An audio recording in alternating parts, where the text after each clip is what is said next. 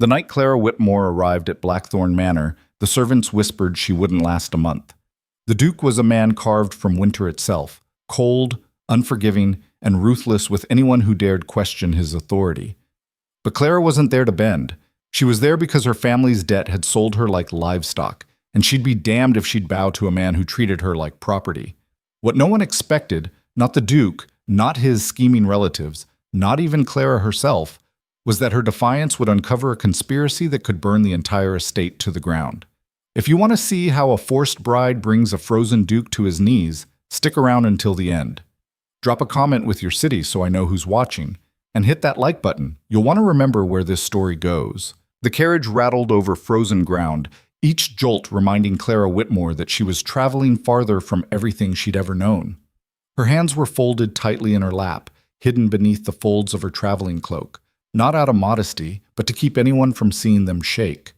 Across from her sat her father, Lord Edmund Whitmore, a man whose once proud shoulders now curved inward like a wilted plant. He hadn't spoken in an hour. What was there to say? They both knew what this journey meant. "You'll be fine," he finally muttered, though his voice carried no conviction. "The Duke is a man of standing. You'll want for nothing." Clara turned her gaze to the window, watching the landscape grow harsher with every mile. Rolling hills had given way to jagged rock formations and skeletal trees that clawed at the gray sky. This was the northern frontier, beautiful in a brutal, unforgiving way. A place where only the strong survived. "Except freedom," she said quietly. Her father flinched. "Clara." "It's fine, father." She kept her voice steady, refusing to let him hear the bitterness underneath. "I understand what this is. A transaction. My hand in exchange for erasing your debts and saving our name from ruin. It's not—" He stopped himself because they both knew it was exactly that.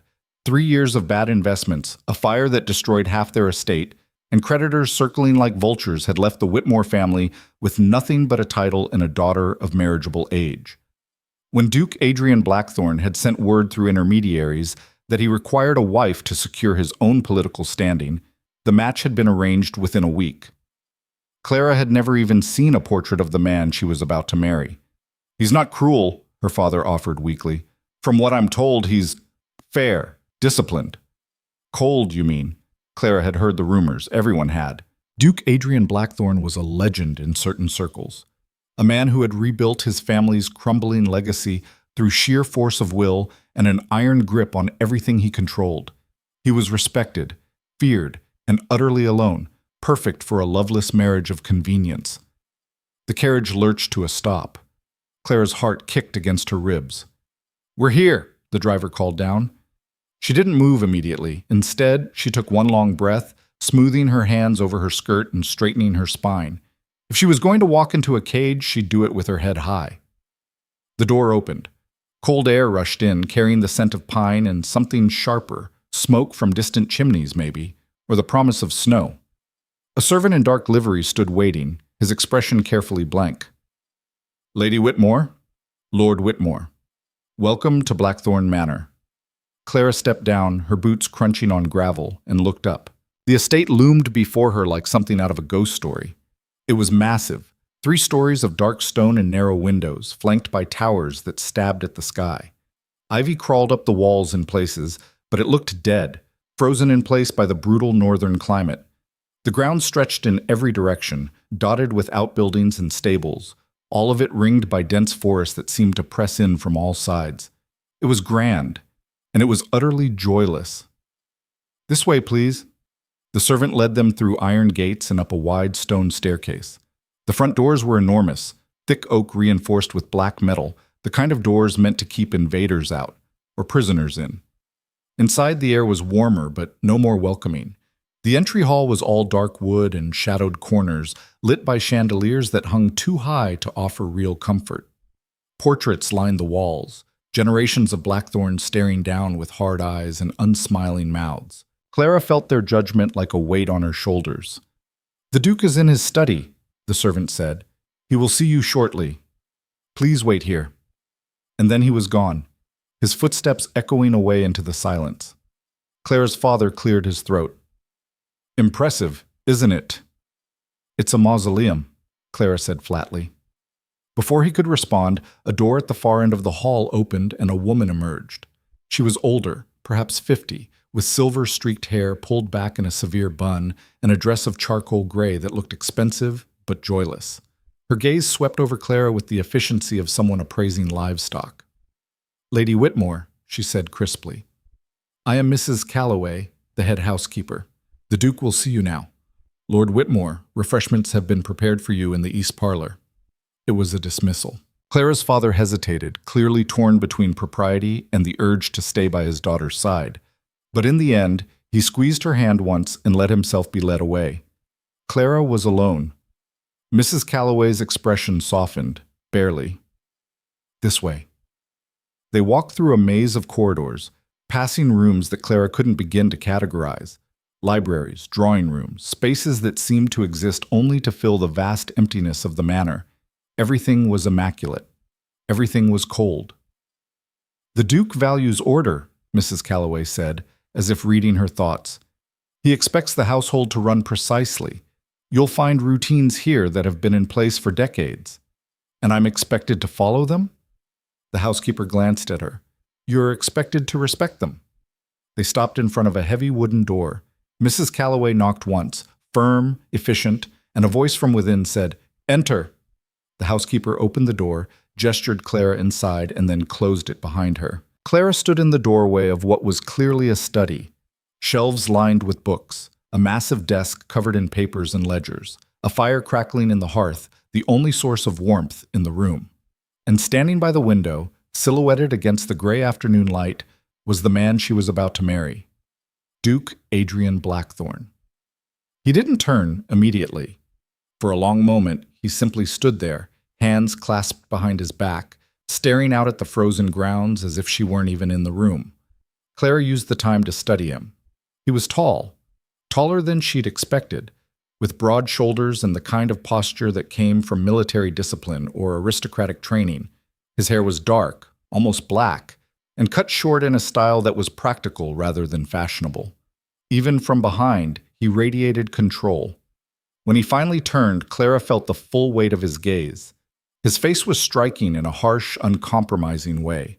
Sharp cheekbones, a strong jaw, eyes the color of storm clouds, gray and unreadable. He wasn't handsome in the soft, romantic sense. He was carved, unyielding, and he looked at her the way someone might assess a contract they were about to sign. "Lady Whitmore," he said. His voice was deep, clipped, utterly devoid of warmth. "You're punctual. I appreciate that." Clara lifted her chin. "Your Grace." He gestured to a chair near the desk. "Sit." It wasn't an invitation, it was a command. Clara sat, folding her hands in her lap and meeting his eyes without flinching. She refused to be the first to look away. Adrian moved to the other side of the desk, remaining standing. He picked up a piece of paper, some kind of document, and glanced at it briefly before setting it down again.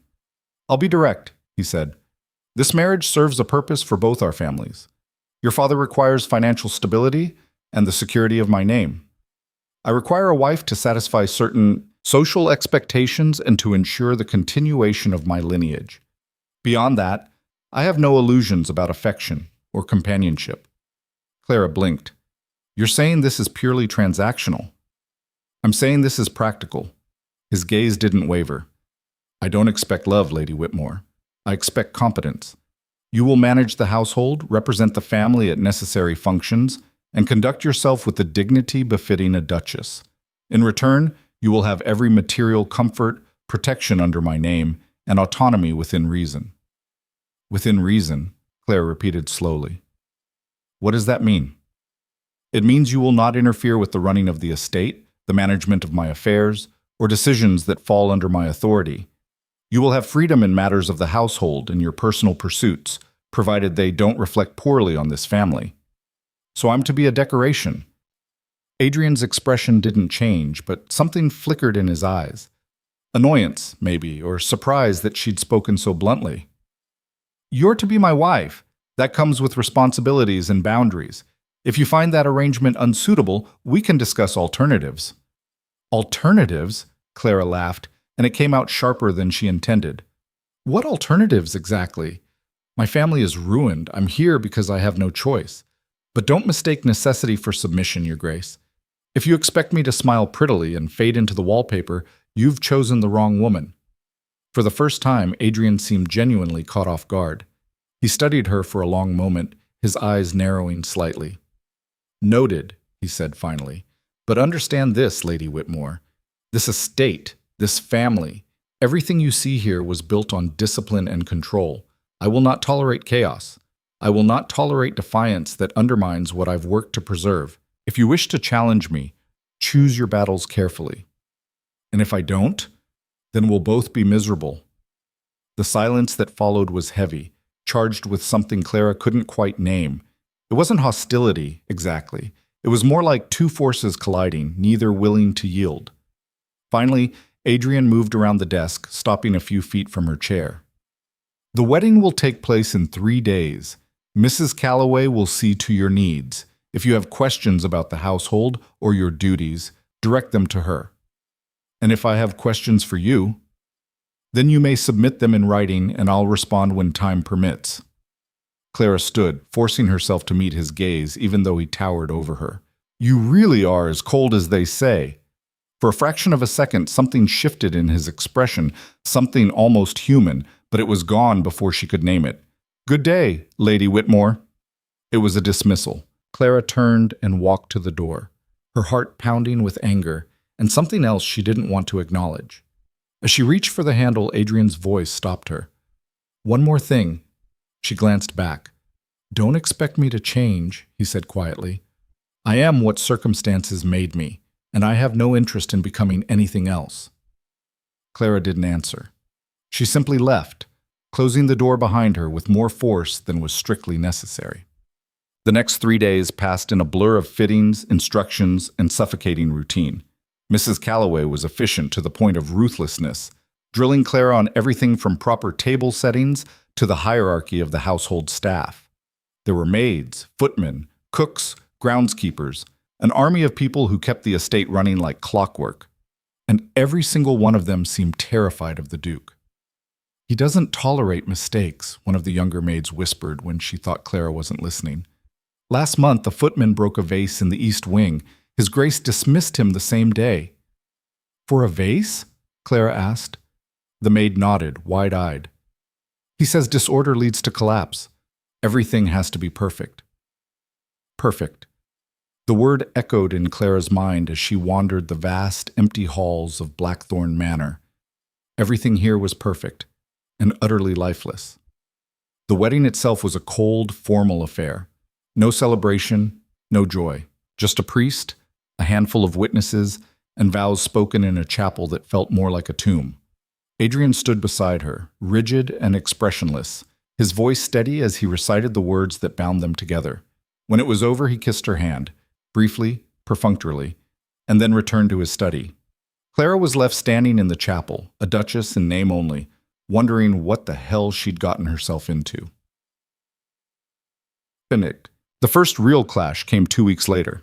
Clara had been exploring the grounds, something she did often, desperate for air and space after days trapped inside the manor. She'd discovered a small village on the edge of the estate, a cluster of cottages where the workers and their families lived. It was poor, roofs sagging, children running barefoot despite the cold. But there was life there, laughter, warmth. She'd stopped to talk to a woman hanging laundry, learning that the workers hadn't received their full wages in months. "His Grace says the estate is recovering from debts," the woman explained, wringing her hands nervously. "But we're struggling. My husband works 16-hour days and we can barely feed our children." Clara's blood had boiled. That evening, she marched into Adrian's study without knocking. He looked up from his desk, clearly irritated by the interruption. "Lady Whitmore, why aren't the workers being paid fairly?" she demanded. Adrian set down his pen slowly. "Excuse me? The families on the estate, they're struggling. You're withholding wages while they go hungry." His expression darkened. "You have no idea what you're talking about. Then explain it to me." "I don't owe you an explanation." He stood, his full height suddenly intimidating. "And I certainly don't appreciate being questioned about estate matters by someone who's been here less than a month." "I'm your wife," Clara shot back. "That gives me every right to question how this household is run." "You're my wife in name only," Adrian said coldly, "and you're overstepping." "Am I? Or are you just too proud to admit that your discipline is hurting people?" The air between them crackled. For a moment, Clara thought he might order her out, or worse, but instead, Adrian leaned forward, bracing his hands on the desk. "You want to know why wages are delayed?" he said quietly, dangerously. "Because 3 years ago, my uncle embezzled half the estate's funds and left me with debts that nearly destroyed everything my family built. I have spent every day since clawing this place back from the edge of ruin. Every decision I make is calculated to keep us solvent. So forgive me if I don't prioritize sentiment over survival." Clara stared at him, stunned. "Your uncle is no longer part of this family," Adrian cut her off. "And that's all you need to know." He straightened, his walls slamming back into place. "Stay out of estate business, Lady Whitmore. That's not a request." Clara left the study shaking, not with fear, but with fury, and with the dawning realization that there was far more happening beneath the surface of Blackthorne Manor than anyone was willing to say.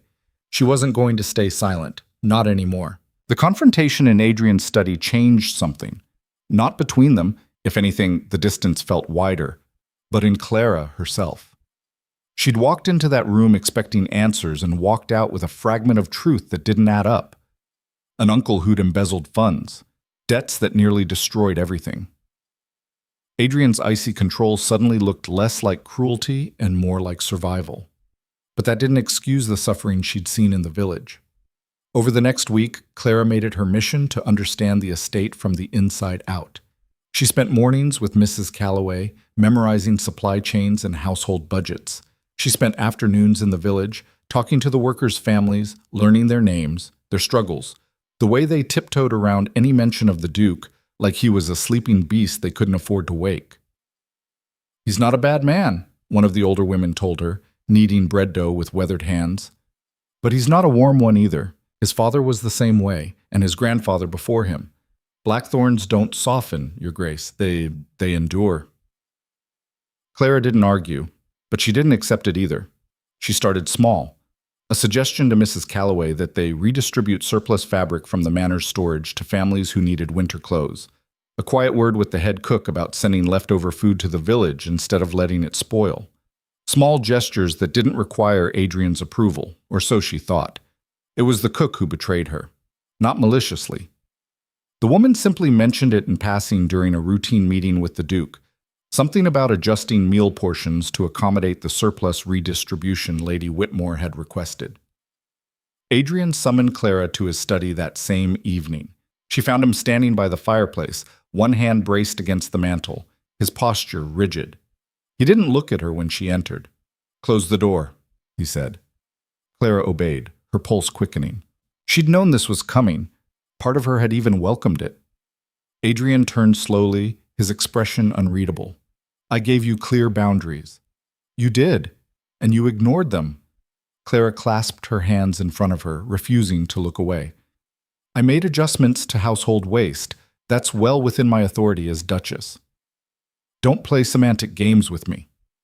His voice was quiet, but there was steel underneath. "You know exactly what you're doing. You're undermining my decisions by redistributing resources without consulting me. Because you would have said no." "Yes, I would have." "Then you're wrong." The words hung in the air like a thrown gauntlet. Adrian's jaw tightened. "Excuse me?" Clara stepped forward, her voice steady despite the adrenaline flooding her system. "Those families are starving while we throw away enough food to feed them twice over. Our storage rooms are full of fabric that's been sitting untouched for years while children go barefoot in the snow. You want to talk about discipline and order? Fine, but there's a difference between running an estate and running a prison. You have no idea what you're talking about." "Then explain it to me." Clara's voice rose despite herself. "You keep hiding behind vague references to debts and survival, but you won't tell me what actually happened. How am I supposed to understand your decisions when you treat me like an outsider?" "Because you are an outsider." Adrian moved toward her, his presence suddenly overwhelming. "You've been here a month, 1 month. I have spent 3 years holding this estate together with nothing but will and calculation. Every coin spent, every decision made, it's all part of keeping us from collapsing. You think I don't see their suffering? You think I enjoy withholding wages or rationing supplies? I do what's necessary. That's what leadership is. No, Clara said, refusing to back down even as he loomed over her. That's what fear is. Adrian went very still. You're so terrified of losing control that you've turned this entire estate into a reflection of your own isolation, Clara continued, her voice shaking now, but not with fear. You don't trust anyone. You don't let anyone in. And you've convinced yourself that's strength. But all I see is a man too afraid to let anything matter. For a long moment, Adrian didn't move, didn't speak. His eyes searched hers, and Clara saw something flicker there, pain, maybe, or recognition. But then his walls slammed back into place. Get out, he said quietly. Clara didn't move. Adrian, I said get out. She left. But not because she was afraid, because she'd seen it, the crack in his armor, and she knew with absolute certainty that she'd hit something true. The next morning, Clara woke to find a note slipped under her door. The handwriting was precise, controlled.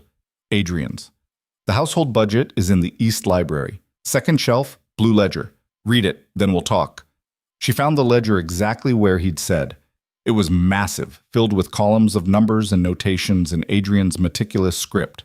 Clara sat at the library table and began reading. What she found made her stomach turn.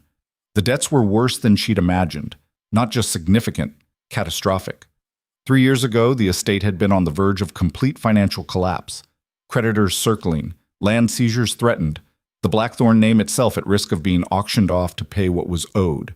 And the cause was right there in black and white. Harold Blackthorne, Adrian's uncle. He'd been managing the estate's finances while Adrian's father was ill, and he'd systematically drained every account, forged documents to secure loans against the property, and funneled the money into failed investments and personal expenses. By the time Adrian's father died and Adrian inherited, the damage was done. Clara traced her finger down the columns, watching as Adrian had clawed back piece by piece, selling off non-essential properties, renegotiating debts, cutting expenses to the bone. It had taken him 2 years just to stabilize things, and even now the estate was operating on razor-thin margins. The workers' wages weren't being withheld out of cruelty. They were being delayed because there literally wasn't enough money to pay everyone and keep the estate running. Clara closed the ledger, feeling sick. She'd called him afraid, accused him of isolation, and she'd been half right, but she'd also been completely ignorant of what he was actually fighting against. She found Adrian in the stables, inspecting one of the horses. He didn't acknowledge her approach, but she knew he'd heard her footsteps. I read it, Clara said quietly. Adrian ran his hand along the horse's flank, his movements careful and practiced. And I was wrong about some of it. He glanced at her then, his expression unreadable. Some of it. You're not withholding wages out of cruelty, Clara said, but you're still making the wrong choice. Adrian's eyes narrowed. Enlighten me. Clara took a breath, steadying herself. The workers don't know what you're fighting. They don't see the ledgers or understand the debts. All they see is a duke who's grown cold and distant while they struggle. You're losing their loyalty, Adrian, and loyalty is the one thing you can't buy back once it's gone. I don't need loyalty. I need stability. You need both. Clara stepped closer, lowering her voice. Your uncle betrayed you because people let him, because no one was watching, because there was no trust, no community holding each other accountable. If you keep ruling through fear and distance, you're creating the exact conditions that let him destroy you in the first place. Adrian was silent for a long moment, his hand still resting on the horse's neck. What would you suggest? He asked finally, and Clara couldn't tell if he was genuinely asking or testing her. Transparency, she said. Not all of it. I understand there are things that need to remain private, but the workers need to know you're fighting for this estate's survival, not hoarding wealth while they starve, and they need to see that things are improving. Things aren't improving fast enough. Then we find ways to make them improve faster. Adrian turned to face her fully, and for the first time since she'd arrived, Clara saw something other than ice in his eyes. Curiosity, maybe. or the faintest hint of respect. "We," he repeated. "I'm your wife," Clara said, "whether you want me to be or not. That makes this my fight, too." He studied her for a long moment, and Clara held her ground, refusing to look away. "All right," Adrian said finally. "Show me what you're thinking." Over the next 2 weeks, Clara threw herself into the estate's problems with a focus that surprised even her. She started by meeting with the village leaders, the foreman, the elder women, the school teacher, and listening, really listening, to their concerns, their ideas, the things they'd wanted to suggest for years but had been too afraid to bring to the Duke. One of the biggest issues was the winter storage. The estate had acres of unused greenhouses that had fallen into disrepair after Adrian's father died. With some repairs and organization, they could be turned into spaces for preserving food and growing cold weather crops, enough to feed the village through the harshest months and reduce dependence on expensive outside suppliers. Clara brought the proposal to Adrian one evening, spreading hand-drawn plans across his desk. He looked at them for a long time, his expression unreadable. "This would require an initial investment," he said finally. "Materials, labor, time." "It would pay for itself within a year," Clara countered, pointing to her calculations. "And it would show the workers that you're investing in their future, not just demanding their loyalty." Adrian picked up one of the drawings, examining it closely. "You drew these?" "With help from the foreman. He used to be a carpenter before he came here." "I didn't know that." "Because you've never asked." Clara softened her tone. "I'm not criticizing you, Adrian. I'm just saying there are resources here you haven't tapped into. People want to help. They want to be part of something. You just have to let them." Adrian set the drawing down and leaned back in his chair, his eyes never leaving hers. "If I approve this, it will be your project. You'll oversee it, manage it, and if it fails, it won't. If it fails," he continued, "it will reflect on both of us." "I know." He nodded slowly. "Then you have my approval." "But Clara," he paused, and she realized it was the first time he'd used her first name. "Don't make me regret trusting you." "I won't," she promised. The greenhouse project became Clara's obsession. She spent her days in the village, working alongside the laborers to clear debris and repair structures. She got her hands dirty, literally, hauling broken glass, mixing mortar, learning the names of tools she'd never touched in her life. The servants at the manor were scandalized. A duchess working like a common laborer? Unheard of. Mrs. Calloway tried to intervene once, suggesting it was inappropriate for someone of Clara's station. "My station is whatever I make it," Clara had replied, wiping sweat from her forehead. "And right now, I'm making it useful." The workers, meanwhile, didn't know what to make of her. At first, they were wary, waiting for her to give up, or worse, to report back to the Duke about their complaints. But Clara kept showing up, day after day, and slowly, the walls came down. "You're different," the foreman's wife told her one afternoon, handing her a cup of water. "From the other duchesses." "There were others?"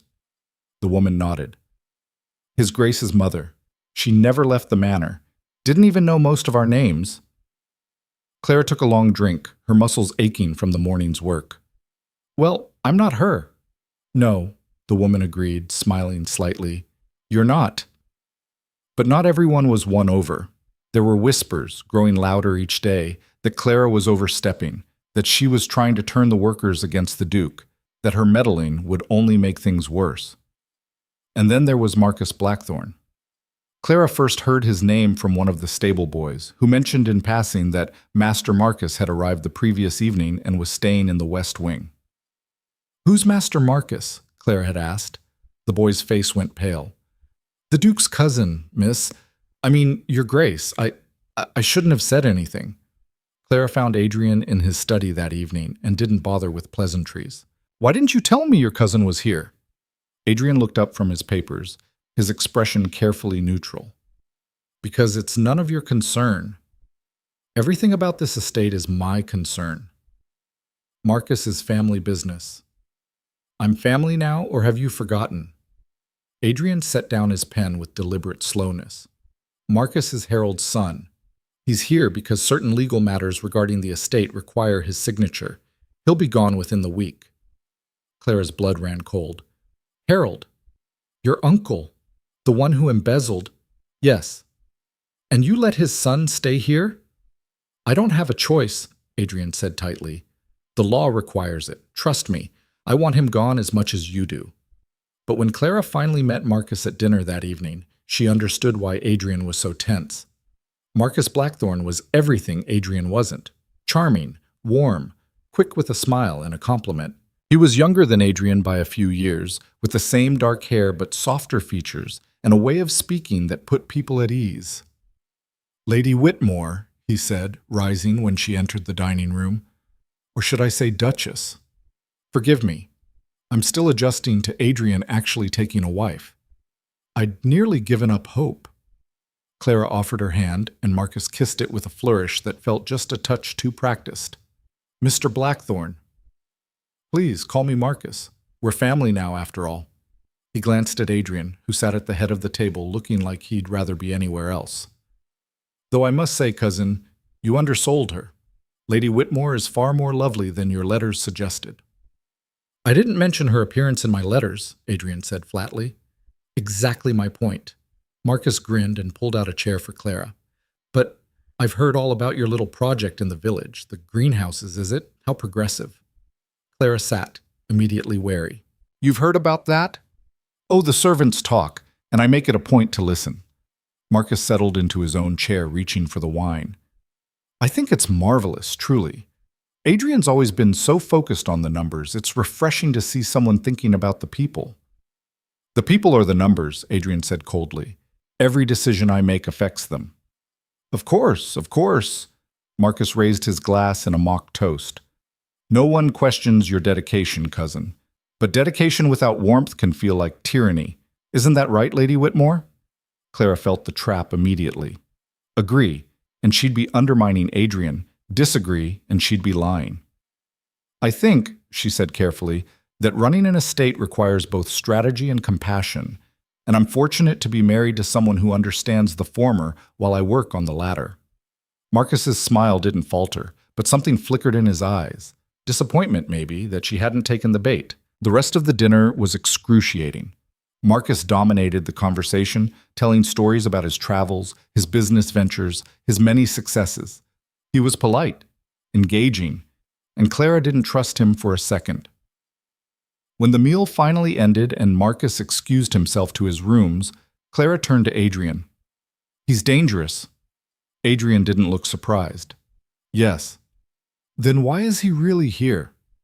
Adrian was quiet for a long moment, his jaw working like he was fighting some internal battle. Finally, he stood and gestured toward the door. Come with me.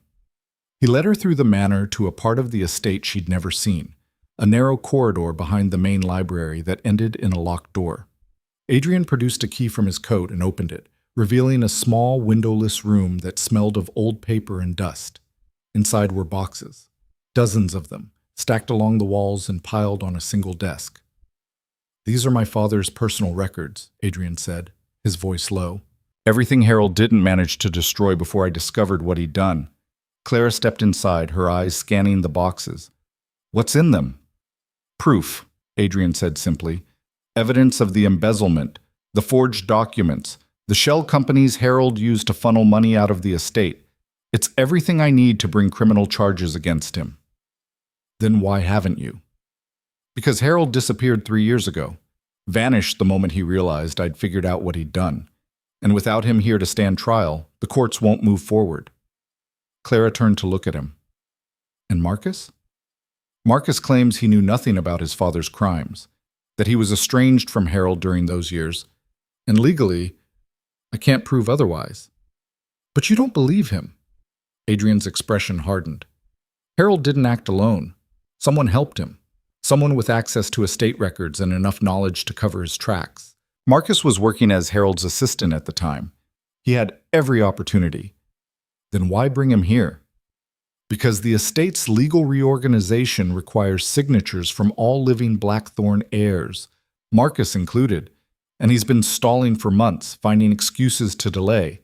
So I made him an offer. Sign the papers here, in person, and I'll consider the matter settled. Refuse, and I'll tie him up in court for years. Clara looked at the boxes, understanding dawning. He's here to find out how much you know. Exactly. And if he realizes you have proof, then he'll do everything in his power to destroy it, Adrian finished, which is why these documents don't leave this room. Why I've told no one, not even Mrs. Calloway, that they exist. Clara met his eyes, seeing the weight he'd been carrying alone for 3 years. Until now. Until now, Adrian agreed. Because if something happens to me, someone needs to know the truth. The word sent a chill down Clara's spine. What do you mean, if something happens? A sound from the corridor made them both freeze. Footsteps. Coming closer. Adrian grabbed Clara's arm and pulled her back against the wall just as the footsteps passed by the door and continued down the hallway. They waited in tense silence until the sound faded completely. "We need to get out of here," Adrian whispered. They locked the door behind them and walked back through the manor as casually as possible, but Clara's heart was racing. When they reached her rooms, Adrian paused. "Don't trust Marcus," he said quietly. "No matter how charming he seems. No matter what he says. He's Harold's son, and that means he's capable of anything." Clara nodded. "I won't." Adrian hesitated, and for a moment Clara thought he might say something else, but instead he simply nodded and walked away, disappearing into the shadows of the corridor. Clara locked her door and leaned against it, her mind spinning. She'd wanted to understand what Adrian was fighting. Now she did, and it was so much worse than she'd imagined. The next day, Marcus sought her out in the village. Clara was inspecting the greenhouse repairs when she heard his voice behind her. "Hard at work, I see." She turned to find him standing at the edge of the construction site, dressed impeccably despite the muddy ground, a pleasant smile on his face. "Mr. Blackthorne," Clara said, keeping her tone neutral. "I didn't expect to see you here." "Please, Marcus." He stepped closer, careful to avoid the worst of the mud. "I wanted to see your project for myself. Adrian speaks of it often." Clara doubted that. "Does he?" "In his way." Marcus's smile didn't waver. "He's impressed, you know, though he'd never admit it. My cousin doesn't do sentiment." "He does strategy," Clara said. "This project is both." "Clever." Marcus looked around at the workers, who had stopped to watch them with wary expressions. "You've won them over. That's no small feat. These people have been suspicious of outsiders for generations." "I'm not an outsider anymore," Clara said. "I'm their Duchess." "Indeed you are." Marcus met her eyes, and for just a second, the warmth dropped from his expression. "Tell me, Lady Whitmore, has Adrian shown you the family records? The estate's history?" Clara's pulse quickened, but she kept her face carefully blank. "He's shared what's relevant." "Relevant." Marcus's smile returned, but it looked sharper now. "That's a diplomatic answer. My cousin always was good at controlling information. It's one of his many talents." "Is there something specific you wanted to know, Marcus?" "Just making conversation." He glanced back toward the manor, his expression thoughtful. "You know, my father used to manage these estates, before Adrian took over.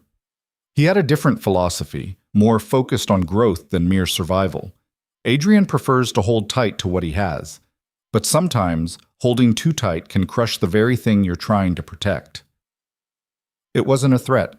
Not exactly, but Clara heard the warning underneath. "I should get back to work," she said firmly. "Was there anything else?" Marcus studied her for a moment longer, then shook his head. "No, just wanted to see what all the fuss was about. Enjoy your day, Duchess." He walked away, and Clara watched him go, her hands trembling slightly. That night, she told Adrian about the conversation. He listened in silence, his expression growing darker with every word. "He's testing you," Adrian said when she finished. "Trying to see how much you know, how much I've told you." "What do I do?" "Stay away from him, and don't, under any circumstances, go near that room again.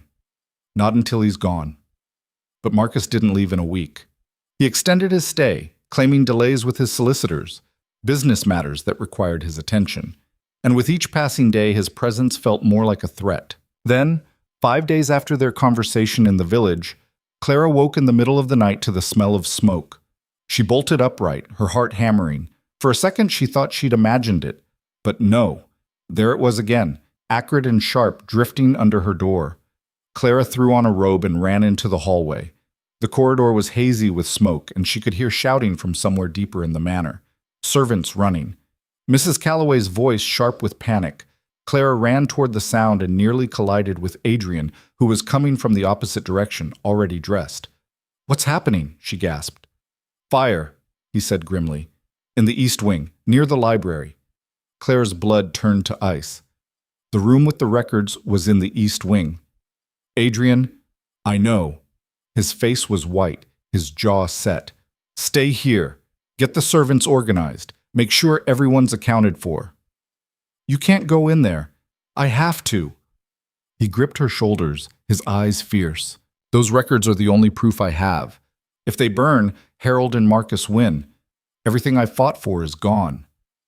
"Then I'm coming with you." "Clara, I'm coming," she said, and the look in her eyes must have convinced him, because he nodded once and grabbed her hand. They ran.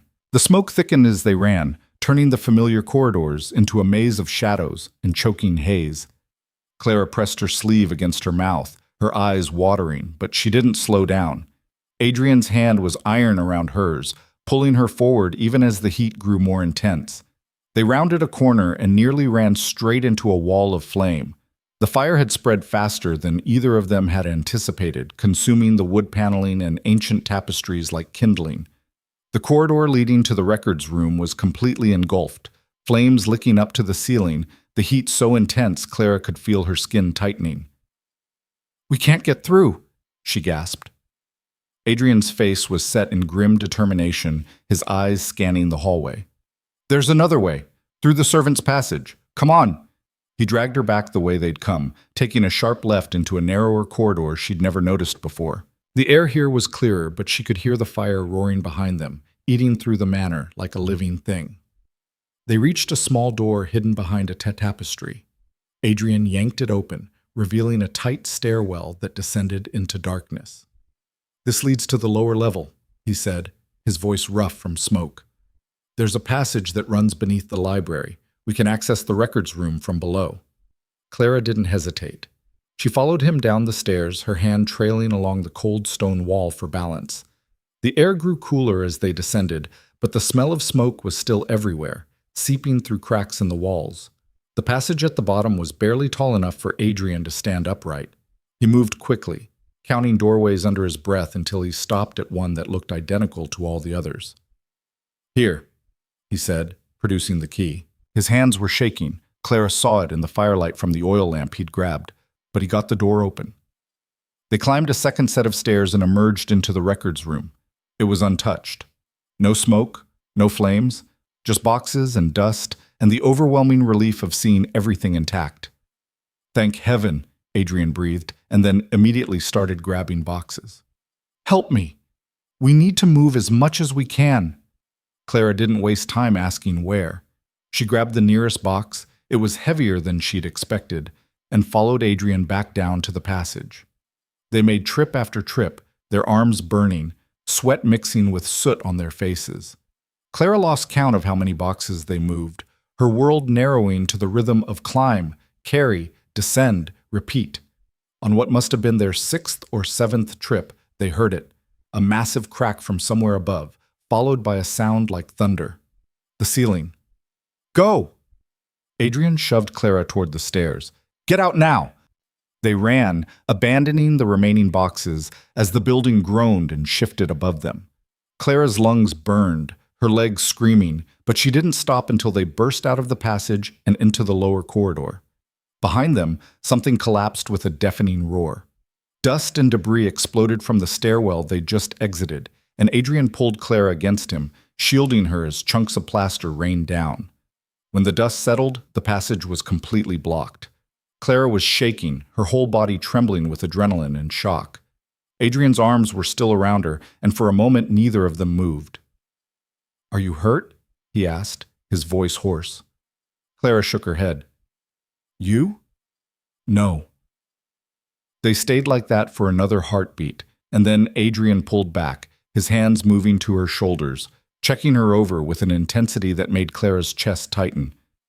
"That was insane," he said, and there was something raw in his voice. "You could have died. So could you. I had to save those records, and I had to help you." Clara met his eyes, her own fierce. "We're in this together, Adrian. I told you that." Something shifted in his expression, walls crumbling just a fraction. But before he could respond, voices echoed from down the corridor. The servants had found them. Mrs. Calloway appeared, her usually immaculate appearance disheveled, her face pale with worry. "Your Grace, thank heavens. The fire brigade is here, but the East Wing is lost," Adrian finished, his voice steady again, the moment between him and Clara already locked away. "Focus on containment. Make sure it doesn't spread to the main structure."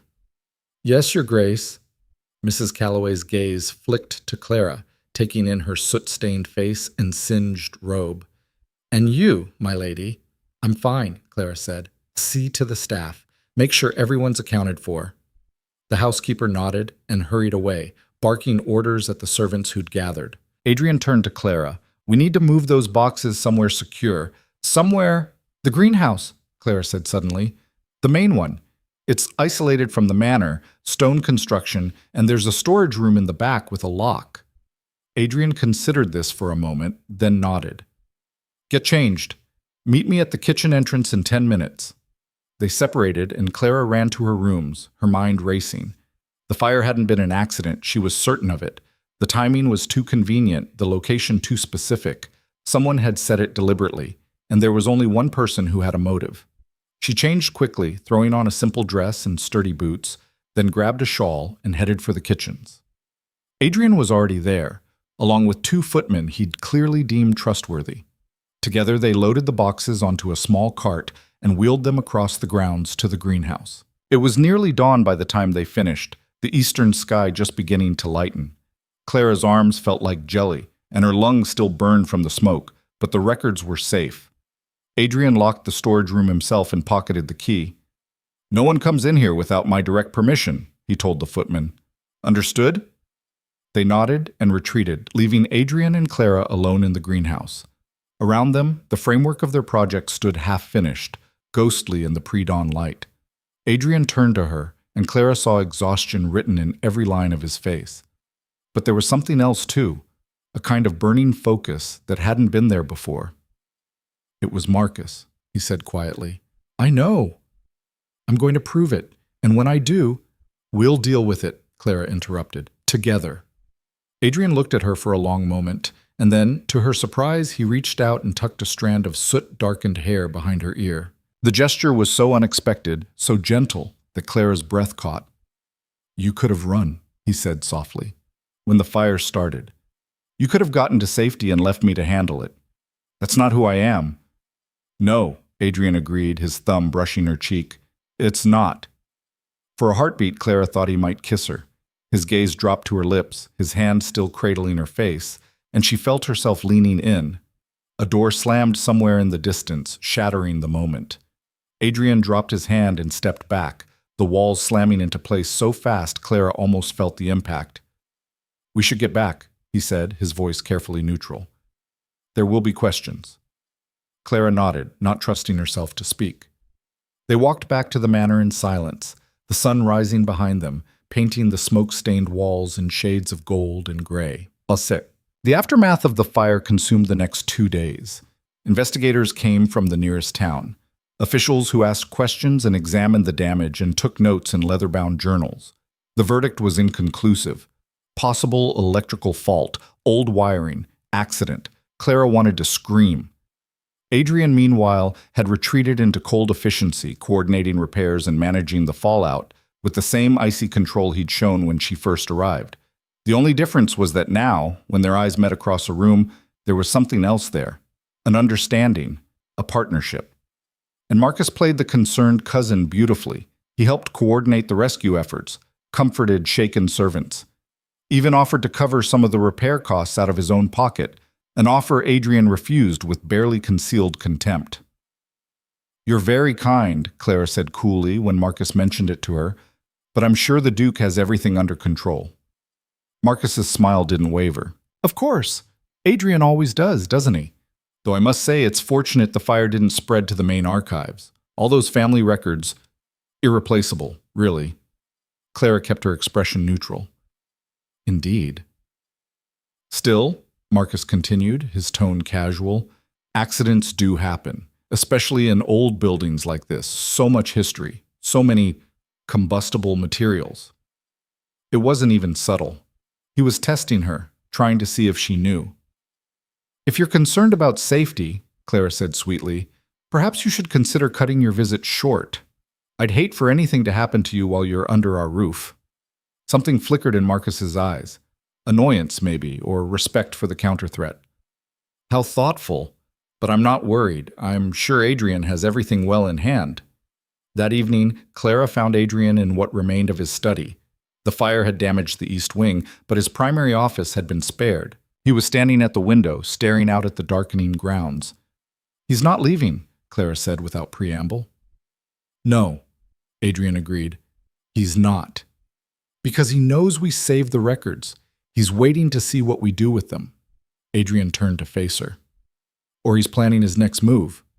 Clara's stomach tightened. What do you mean? The fire was a test.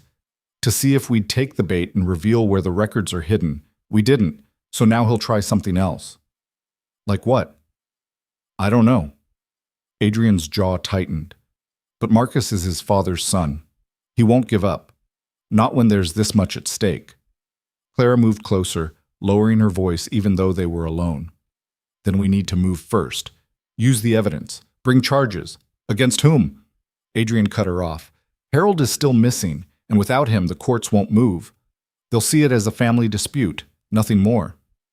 Then we find him. I've been trying to find him for 3 years, Clara. He's good at disappearing.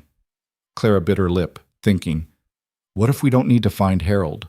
What if we just need to make Marcus think we have enough evidence to implicate him directly? Adrian's eyes sharpened. Go on. Right now he's fishing, trying to figure out what we know and where the records are. But if we feed him information, carefully, in a way that makes him think he's discovered it himself, we might be able to force his hand, make him panic. And if he panics, he makes mistakes, Adrian finished slowly. But that's dangerous, Clara. If Marcus realizes we're baiting him, then we make sure he doesn't realize it. Clara met his gaze steadily. I can do this, Adrian. I've been watching him. I know how he operates. He underestimates me because I'm a woman and because I'm new here. We can use that. Adrian was quiet for a long moment, his expression unreadable. Then he nodded once. What do you need? The plan was simple in concept, risky in execution. Clara began spending more time in the village, ostensibly continuing her greenhouse project, but actually spreading carefully crafted rumors. Small things at first. Mentions of family documents that had been recovered. References to Adrian finally having proof of what happened 3 years ago. Nothing explicit, just enough to plant seeds. She knew the servants would talk. They always did. And she knew Marcus would hear. Sure enough, 3 days later, Marcus sought her out again. Clara was in the main greenhouse, reviewing supply lists with the foreman when Marcus appeared in the doorway. Duchess, he said pleasantly, might I have a word? Clara glanced at the foreman, who immediately made himself scarce. She set down her papers and turned to face Marcus, keeping her expression politely curious. Of course. What can I do for you? Marcus stepped inside, his eyes scanning the greenhouse with apparent interest. Impressive progress. You've really transformed this place. The workers deserve the credit. Modest and capable. No wonder Adrian's so taken with you. Marcus's smile was warm, but his eyes were cold. Though I must admit, I'm curious about something. I've heard whispers, just rumors, of course, that Adrian has been reviewing old family matters. Records from my father's time managing the estate. Clara kept her face carefully neutral. I wouldn't know. Adrian doesn't discuss business with me. Doesn't he? Marcus moved closer, and Clara forced herself not to step back. That's odd. Because I've heard differently. I've heard that the new Duchess is quite involved in estate affairs. That she's become Adrian's confidant. People talk, Clara said evenly. Doesn't mean they're right. No, Marcus agreed. But sometimes they are. He paused, his gaze sharpening. Tell me, Lady Whitmore, has Adrian mentioned my father to you? Harold Blackthorne. Clara hesitated just long enough to seem uncertain, then shook her head. Only that there was some kind of falling out years ago. A falling out. Marcus's laugh was bitter. Is that what he calls it? How diplomatic. I'm sorry, I really don't. My father was a good man, Marcus interrupted, his voice hardening. He worked himself to exhaustion trying to save this estate, and when things went wrong, Adrian blamed him instead of accepting his own family's failures, drove him away, destroyed his reputation. Clara said nothing, watching him carefully. And now Adrian's digging through old records, trying to paint my father as some kind of criminal. Marcus's mask was slipping, anger bleeding through. But he won't find anything, because there's nothing to find, just the bitter accusations of a man who couldn't handle his own inheritance. Then why are you still here? Clara asked quietly. The question seemed to catch him off guard. What? If you're so certain Adrian has nothing on your father, why stay? Why not sign the papers he needs and leave? Marcus's eyes narrowed. Because this is my family's estate too. I have a right to know what's being said about my father. What lies Adrian is spreading. They're not lies if they're true. The words were out before Clara could stop them. Marcus went very still. Excuse me? Clara's heart was pounding, but she held her ground. I've seen the records, Marcus. The real ones. The ones your father didn't manage to destroy before he ran. It was a bluff. She'd only seen the ledgers, not the detailed evidence, but she sold it with every ounce of conviction she had. Marcus's expression went cold. You're lying. Am I? Clara tilted her head. Then why do you look so worried? For a moment she thought she'd pushed too far. Marcus's hands clenched at his sides, his jaw tight, and Clara saw the calculation in his eyes, weighing options, considering consequences. Then he smiled. It didn't reach his eyes. You're playing a dangerous game, Duchess. So are you. They stared at each other, the air between them crackling with unspoken threats. Then Marcus turned and walked out, his footsteps echoing against stone. Clara waited until he was gone, then let out a shaky breath. Her hands were trembling, but she'd done it. She'd baited the trap. Now they just had to wait and see if Marcus would take it. He took it that same night. Clara was in her rooms trying to read, but too on edge to focus, when she heard it, the faint creak of floorboards in the hallway outside. She froze, listening. Another creak. Footsteps. Moving slowly, carefully. Someone trying not to be heard. Clara set down her book and moved to the door, pressing her ear against the wood. The footsteps passed by her room and continued down the corridor, toward the east wing, toward where the records room had been. She grabbed a shawl and slipped into the hallway, following at a distance. The figure ahead of her was barely visible in the dim lamplight, but she recognized the build, the gate. Marcus. He moved through the manor with purpose, clearly familiar with the layout. Clara stayed back, using the shadows to conceal herself, her heart hammering against her ribs. Marcus reached the damaged east wing and paused, studying the charred doorway. Then he pulled out a small lantern, he'd come prepared, and stepped inside. Clara waited a beat, then followed. The wing was a skeleton of what it had been. Burned beams, blackened walls. The smell of smoke still thick in the air. Marcus moved carefully through the debris, his lantern casting wild shadows, until he reached the corridor where the records room had been. The door was still there, surprisingly intact despite the damage around it. Marcus tried the handle. Locked. Clara watched from behind a half-collapsed doorway as he pulled out a set of lockpicks and went to work. He was good. The lock gave way in less than a minute. Marcus pushed the door open and stepped inside. Clara counted to 10, then followed. The records room was a ruin. The ceiling had partially collapsed, burying everything under rubble and charred wood. Whatever hadn't been destroyed by fire had been crushed by falling debris. Marcus stood in the center of it all, his lantern held high, staring at the destruction with an expression Clara couldn't quite read. Then he started laughing. It was a harsh, bitter sound that echoed off the ruined walls. All this, he said to the empty room, all this paranoia, and for what? It's gone. All of it. Adrian's precious proof, burned to nothing. Clara stepped out of the shadows. You sound relieved. Marcus spun around, his hand going to his coat. For a weapon? but he stopped when he saw it was her. "Lady Whitmore," he said, his voice carefully controlled. "What are you doing here?" "Following you. What are you doing here?" "I heard noises. I was investigating." "With lockpicks?" Marcus's jaw tightened. "I don't owe you an explanation."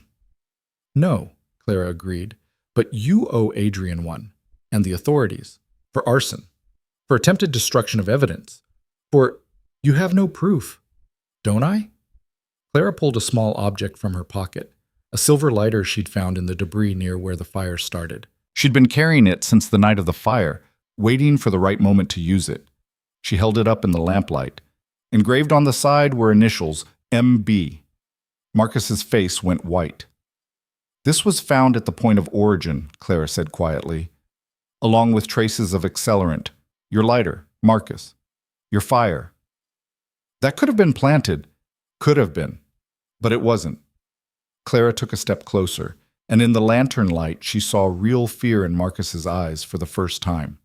"You set the fire thinking you'd destroy the evidence, but you failed. The records are safe, and now we have proof of what you did." "No one will believe you," Marcus said, but his voice shook. "I'm a Blackthorne. You're just some merchant's daughter playing dress-up." "Actually," Adrian's voice came from the doorway, making them both jump. "She's my wife, and a duchess, which means her word carries considerably more weight than yours." Adrian stepped into the room, and he wasn't alone. Behind him were two officers from the town constabulary, along with Mrs. Calloway and the estate's solicitor. Marcus looked from Adrian to Clara and back again, realization dawning. This was a setup. "You made it easy," Adrian said coldly. "Clara told you we had the records. You panicked, came looking to destroy what you thought was left, and you brought witnesses to your own crime. You can't prove anything. We can prove you broke into a sealed area of the estate," the solicitor said, stepping forward. "We can prove your lighter was used to start the fire. And we can prove that you've been obstructing the legal reorganization of the estate for months. That's enough to hold you while we investigate further." One of the officers moved forward. "Marcus Blackthorne, you're under arrest for arson and trespassing. You have the right to—" "No!" Marcus lurched backward, his hand fumbling in his coat. This time he did pull out a weapon, a small pistol that gleamed in the lantern light. Everyone froze.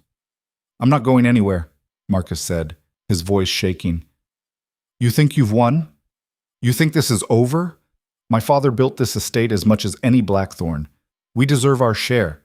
And I'm not letting Adrian steal it with forged evidence and lies." "The evidence isn't forged," Adrian said quietly. "And you know it. Your father destroyed this estate, bankrupted it, left me to clean up his mess. And you helped him. He was protecting our legacy. He was a thief and a coward. And so are you." Marcus's hand tightened on the pistol, and Clara saw his finger move toward the trigger. Without thinking, she grabbed the nearest object, a chunk of burned wood, and threw it.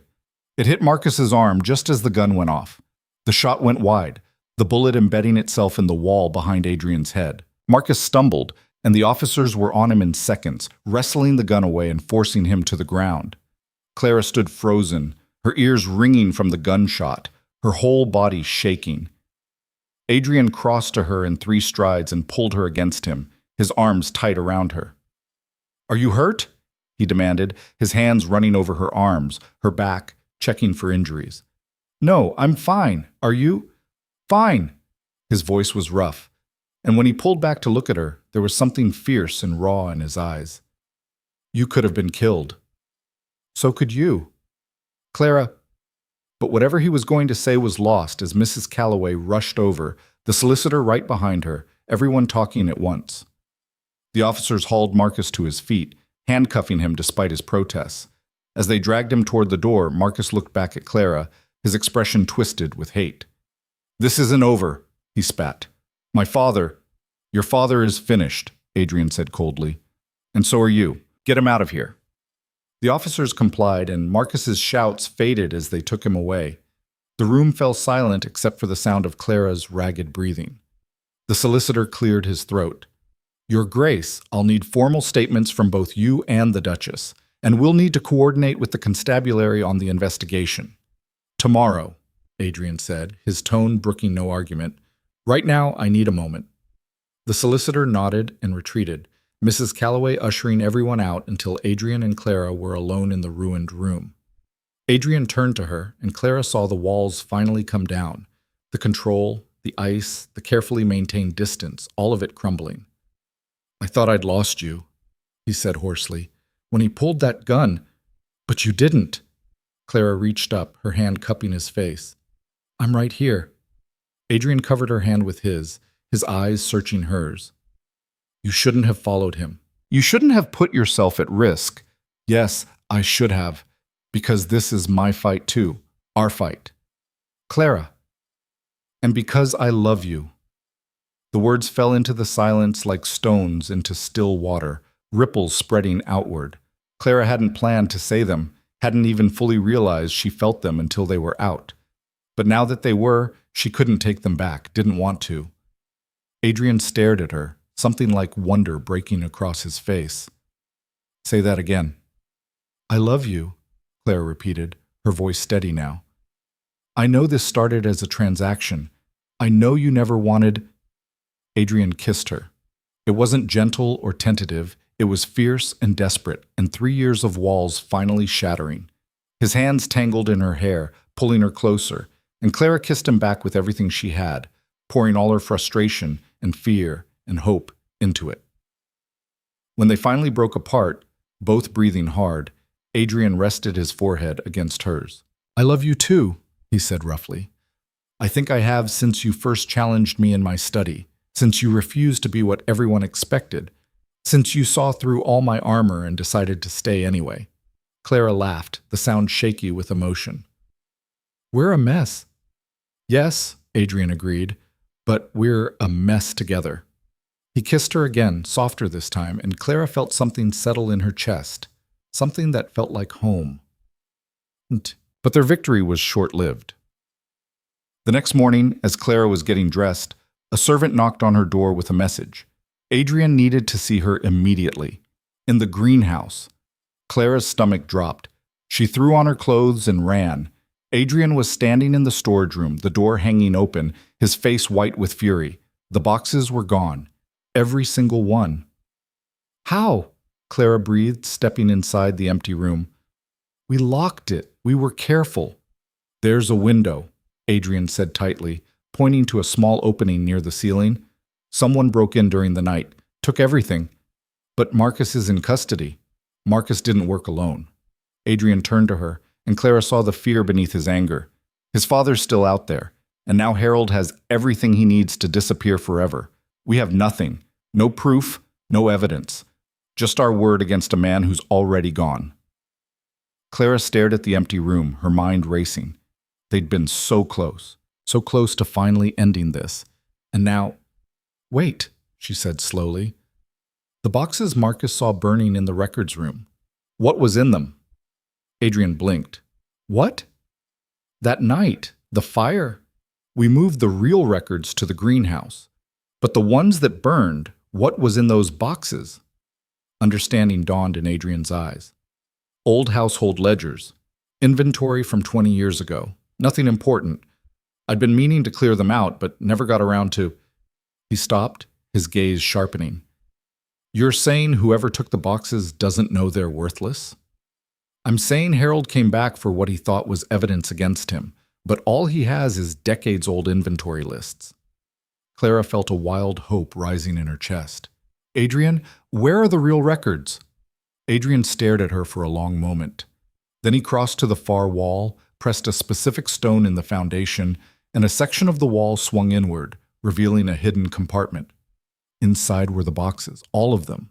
All? I moved them last night, Adrian said quietly, after we set the trap for Marcus. I didn't trust that this room was secure enough. Not after everything that's happened. Clara started laughing. She couldn't help it. The relief, the absurdity, the sheer brilliance of it.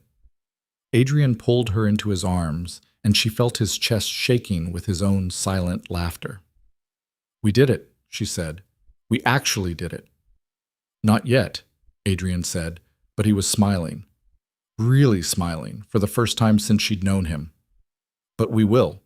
And Clara, he pulled back just enough to look at her. We'll do it together." Before Clara could respond, they heard shouting from outside. Both of them ran to the greenhouse entrance and stopped short. Standing in the pre-dawn light, surrounded by a dozen armed constables, was a man Clara had never seen before. He was older, with graying hair and the same sharp features as both Adrian and Marcus. Harold Blackthorne had come home, and he was holding Mrs. Calloway at gunpoint. Harold Blackthorne looked like a man who'd aged 20 years in 3. His face was gaunt, his clothes expensive but rumpled, and his eyes held the manic gleam of someone who'd been running too long and had finally run out of road. The pistol pressed against Mrs. Calloway's temple didn't waver. "Nobody move," Harold said, his voice ragged. "Adrian, tell your men to stand down." Adrian stepped forward slowly, his hands raised.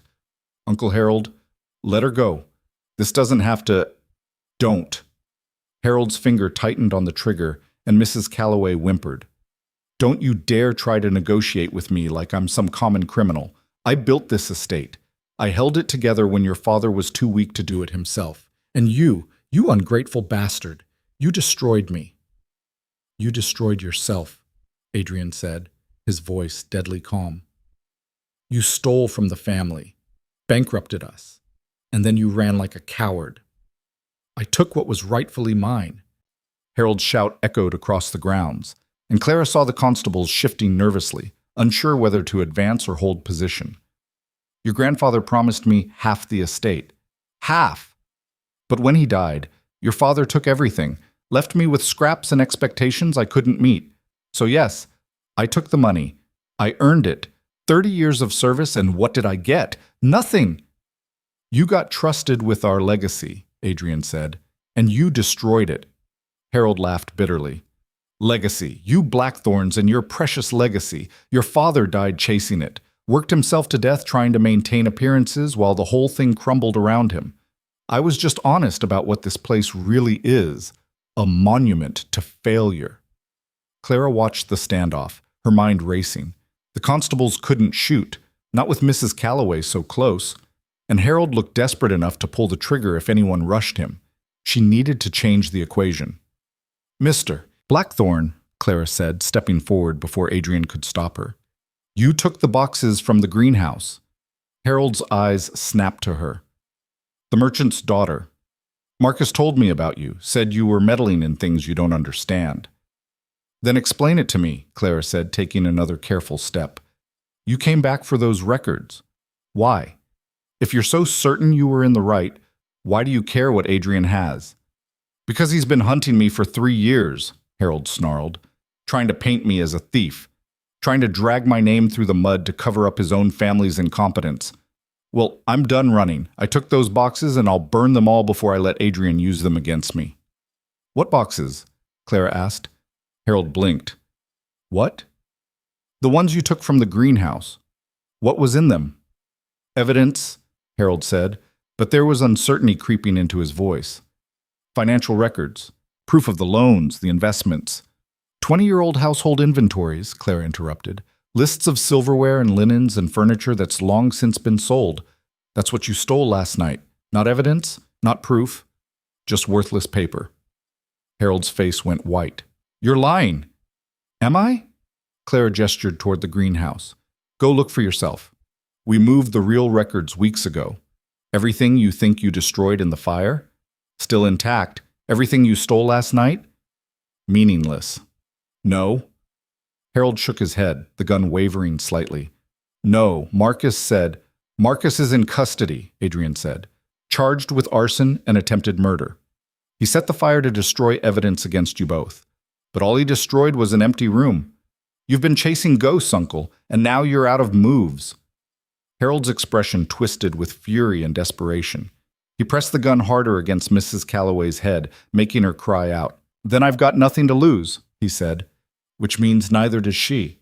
Adrian, you're going to get me a horse and enough money to disappear, or I swear—" "Or what?" Clara's voice cut through the dawn air like a blade. "You'll shoot her? Add murder to embezzlement and arson? Make yourself a fugitive for the rest of your life?" "I'm already a fugitive." "No," Clara said quietly. "You're a desperate man who made terrible choices. But you're not a killer. Not yet. Harold's hand shook. You don't know what I'm capable of. Actually, I do. Clara took another step closer, and she heard Adrian's sharp intake of breath behind her. You're capable of theft, of deception, of running when things got hard, but you're not capable of cold-blooded murder, because if you were, you would have shot someone already instead of standing here talking. Clara, stop, Adrian said urgently. But Clara didn't stop. She was close enough now to see the sweat beading on Harold's forehead, the way his eyes darted between her and the constables and Adrian, looking for an exit that didn't exist. You want to know what I think? Clara said. I think you're scared. I think you've been scared for 3 years, scared of being caught, scared of facing what you did, scared that everything you told yourself to justify it was a lie. Shut up. You could have come back, Clara continued. Any time in the last 3 years, you could have faced Adrian, admitted what you did, tried to make it right. But you ran, and you've been running ever since. And now you're standing here with a gun to an innocent woman's head, trying to convince yourself you're still in control. I said shut up. Mrs. Calloway has worked for this estate for 30 years, Clara said, her voice steady despite her hammering heart. She was here when you managed the finances. She saw you with your son. She probably made you tea and asked about your day. And you're willing to kill her? For what? To buy yourself another few months of running? Harold's face crumpled. I can't go to prison. You're already in one, Clara said softly. You've been in one since the day you ran. At least this way you can stop. For a long moment, nobody moved. The world seemed to hold its breath, balanced on the edge of Harold's decision. Then, slowly, Harold lowered the gun. Mrs. Calloway stumbled away from him, and 2 constables immediately rushed forward, tackling Harold to the ground and wrestling the pistol away. He didn't fight, just lay there as they handcuffed him, his face pressed into the dirt, and started to cry. Clara's legs gave out. She sat down hard on the greenhouse steps, her whole body shaking with delayed shock. Adrian was there in an instant, pulling her against him. Don't ever do that again, he said roughly into her hair. Don't ever. I had to, Clara whispered. He was going to shoot her. He could have shot you. But he didn't. Adrian pulled back just enough to look at her, and Clara saw fear and fury and something that looked almost like awe in his eyes. You're insane. I'm a duchess, Clara corrected. I'm supposed to protect our people.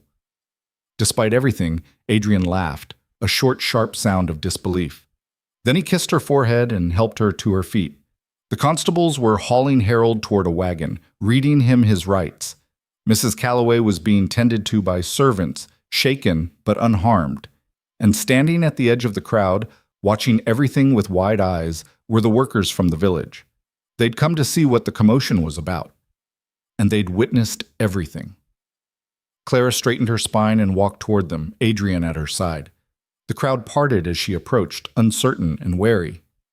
It's over, Clara said, her voice carrying across the assembled group. Harold Blackthorne has been arrested for embezzlement and assault. His son Marcus is already in custody for arson. The men who nearly destroyed this estate are done, and we're going to rebuild. How? One of the older men called out. The estate's still in debt. We still haven't been paid full wages in months. Nothing's changed. Everything's changed, Adrian said, stepping forward. For 3 years, I've been fighting to save this estate alone. Keeping secrets because I thought that was strength. Maintaining control because I thought that was leadership. I was wrong. The crowd murmured, surprised to hear the Duke admit fault. My wife showed me something, Adrian continued, and Clara felt his hand find hers. She showed me that an estate isn't buildings and accounts. It's people. It's trust. It's community. And I've been so focused on surviving that I forgot how to build those things.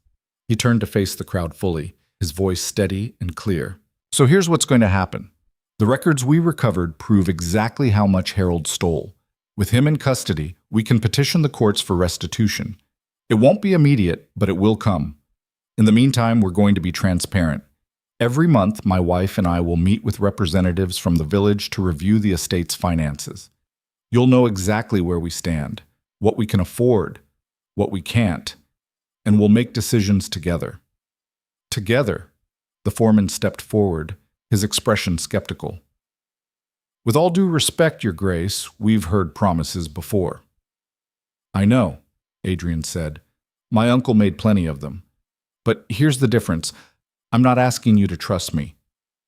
I'm asking you to trust her. He gestured to Clara, and she felt every eye turn to her. Lady Whitmore, the Duchess, has spent the last month working alongside you, getting her hands dirty, learning your names and your families and your struggles. She's the one who designed the greenhouse project. She's the one who fought to redistribute resources when I was too stubborn to see reason. And she's the one who just talked down an armed man to save Mrs. Calloway's life. Clara's face flushed. Adrian, I'm the Duke, Adrian continued, but she's the one who understands what this place needs. So when I say we're rebuilding together, I mean it. Because from now on, she and I make decisions as a team, and that team includes all of you. The silence that followed was heavy. Clara could see doubt in some faces, hope in others, calculation in a few. They were weighing his words against 3 years of distance and hardship. Then the foreman's wife stepped forward. The Duchess gave my daughter a coat last week, she said, from the Manor's storage. Said it was just sitting there while children went cold. She didn't ask permission, didn't make a show of it, just did it because it needed doing. She helped my son get medicine when he was sick, another woman added, paid for it herself. She listens, a younger man said. Actually listens, not just waits for us to stop talking. More voices joined in, one by one, workers sharing small moments Clara had barely thought about, times she'd stopped to help, questions she'd asked, problems she'd tried to solve. It hadn't felt like much at the time, just basic human decency. But apparently, in a place starved for compassion, even small gestures had weight. She's one of us now, the foreman said finally. Your Grace, you want us to trust you? Then keep trusting her, because she's the first Blackthorne in 3 generations who's actually given a damn about what happens to us. Adrian's hand tightened on Clara's. I intend to. The foreman nodded slowly. Then, to Clara's shock, he bowed. Not a servant's bow, a gesture of respect between equals. Then we're with you, Duchess. Both of you. One by one, the others followed suit, and Clara felt something shift in the air, something fundamental and profound. The wall between the manor and the village, built over generations, was finally starting to crack. The next few days were a whirlwind of activity. Harold and Marcus were formally charged and transferred to the county seat for trial. The constabulary seized Harold's hidden assets, including a considerable sum he'd been living on, and began the process of returning what could be recovered to the estate. Clara and Adrian worked from dawn until well past midnight, coordinating repairs, meeting with creditors, reorganizing the estate's management structure. Adrian brought her into every meeting, every decision, and Clara found herself genuinely enjoying the challenge of it. They balanced each other, his strategic mind and her interpersonal instincts, creating solutions neither could have reached alone. The greenhouse project became a symbol of the estate's revival. Workers who'd been sullen and resentful now showed up early, offering ideas and improvements. Women organized cooking rotations to feed the crews. Children helped carry supplies. It wasn't perfect. There were still tensions, still struggles, but there was momentum, hope. And in the evenings, when the work was finally done, Adrian and Clara would retreat to the library or the study, reviewing plans and sharing wine and talking the way they'd never been able to before. The distance between them had collapsed entirely, replaced by a partnership that felt both natural and hard-won. One night, about a week after Harold's arrest, Clara found Adrian standing at the window of his study, staring out at the grounds. Can't sleep, she asked, joining him. Too much on my mind. He glanced at her, and even in the dim light she could see the exhaustion in his face. I keep thinking about what you said, about how I'd turned the estate into a reflection of my isolation. Clara leaned against him. That was harsh. I'm sorry. No, you were right. Adrian was quiet for a moment. After my father died and I discovered what Harold had done, I convinced myself that trust was weakness, that the only way to prevent another betrayal was to control everything myself. I built walls so high that I couldn't see what I was losing. What were you losing? This. Adrian gestured vaguely at the grounds, the village lights flickering in the distance. Community, connection, the things that actually make a place worth saving. He turned to face her fully. You tore those walls down, not gently, not easily, But you did it, and you showed me what I'd been missing." Clara reached up, cupping his face. "We tore them down together." "You started it," Adrian said, covering her hand with his. "That first day in my study, when you refused to be dismissed, when you challenged me instead of cowering, I was furious and fascinated and terrified of what it might mean." "What did it mean?" "That I wasn't as in control as I thought." Adrian smiled slightly. "That maybe I didn't have to be." Clara stood on her toes and kissed him, soft and slow. When they pulled apart, Adrian rested his forehead against hers. "I want to do this right," he said quietly. "Not the marriage we agreed to. A real one. Partners in everything." "We already are," Clara said. "Then make it official." Adrian pulled back and Clara saw nervousness in his eyes. Actual nervousness, from a man who'd faced down creditors and criminals without flinching. "Clara Whitmore Blackthorne, will you marry me?" Again. Properly this time. With vows we actually mean. Clara felt tears prick her eyes. "We're already married, you ridiculous man." "I know, but I want to do it again. In the village chapel, with the workers there. With everyone who's helped us rebuild watching. I want them to see that this, us, is real, that we're committed to them and to each other." Clara laughed, the sound watery but genuine. "That's the most impractical, unnecessary, wonderful idea you've ever had. Is that a yes?" "It's an absolutely." Adrian kissed her again, deeper this time, and Clara felt the last remnants of the cold, distant Duke she'd first met dissolve completely. This man, warm and passionate and finally willing to let someone in. This was who he'd been all along. He'd just needed someone stubborn enough to find him. The second wedding took place 3 weeks later, on a crisp autumn morning that painted the world in shades of gold and amber. The village chapel was packed, workers and servants and townspeople who'd heard about the ceremony and come to witness it. Clara wore a simple dress, cream-colored with lace at the sleeves, nothing like the elaborate gown from her first wedding. Adrian wore his formal coat, but he'd left off the severe black and chosen something softer, more approachable. They stood at the altar, hands clasped, and spoke vows they'd written themselves. "I promise to trust you," Adrian said, his voice carrying through the chapel, "even when it's difficult. To listen, even when I think I know better. To build with you instead of beside you. To remember that strength isn't control. It's letting the people you love stand with you." Clara's throat was tight with emotion. "I promise to challenge you when you're wrong and support you when you're right. To share the burden of leadership and the joy of rebuilding. To never let you forget that this estate is people, not property. And to love you, not the Duke, not the title, but you, for the rest of my life." The priest smiled and pronounced them husband and wife, again, and when Adrian kissed her, the chapel erupted in applause. The celebration that followed was nothing like the cold, formal reception after their first wedding. They held it in the main greenhouse, which was finally finished and full of growing things. Tables had been set up, food prepared by the village women, music provided by workers who turned out to have remarkable talent with fiddles and flutes. Clara danced with Adrian, then with the foreman, then with half a dozen other workers who wanted to toast the Duchess who'd fought for them. She ate food made from recipes passed down through generations, and listened to stories about the estate's history, the real history, not the sanitized version in official records. She watched Adrian actually laugh, as one of the children tried to teach him a complicated dance step. Saw him shake hands with workers who'd been terrified of him a month ago. Witnessed him becoming not just a duke, but a leader people chose to follow. And she felt for the first time since arriving at Blackthorne Manor, truly at home. As the evening wore on and the celebration showed no signs of slowing, Mrs. Calloway appeared at Clara's elbow. "Your Grace," the housekeeper said, "there's someone here to see you. Says it's urgent." Clara frowned. "Who?" "A courier from the courts." Clara's stomach tightened. She found Adrian, and together they met the courier in a quiet corner of the greenhouse. The man was travel-stained and clearly exhausted.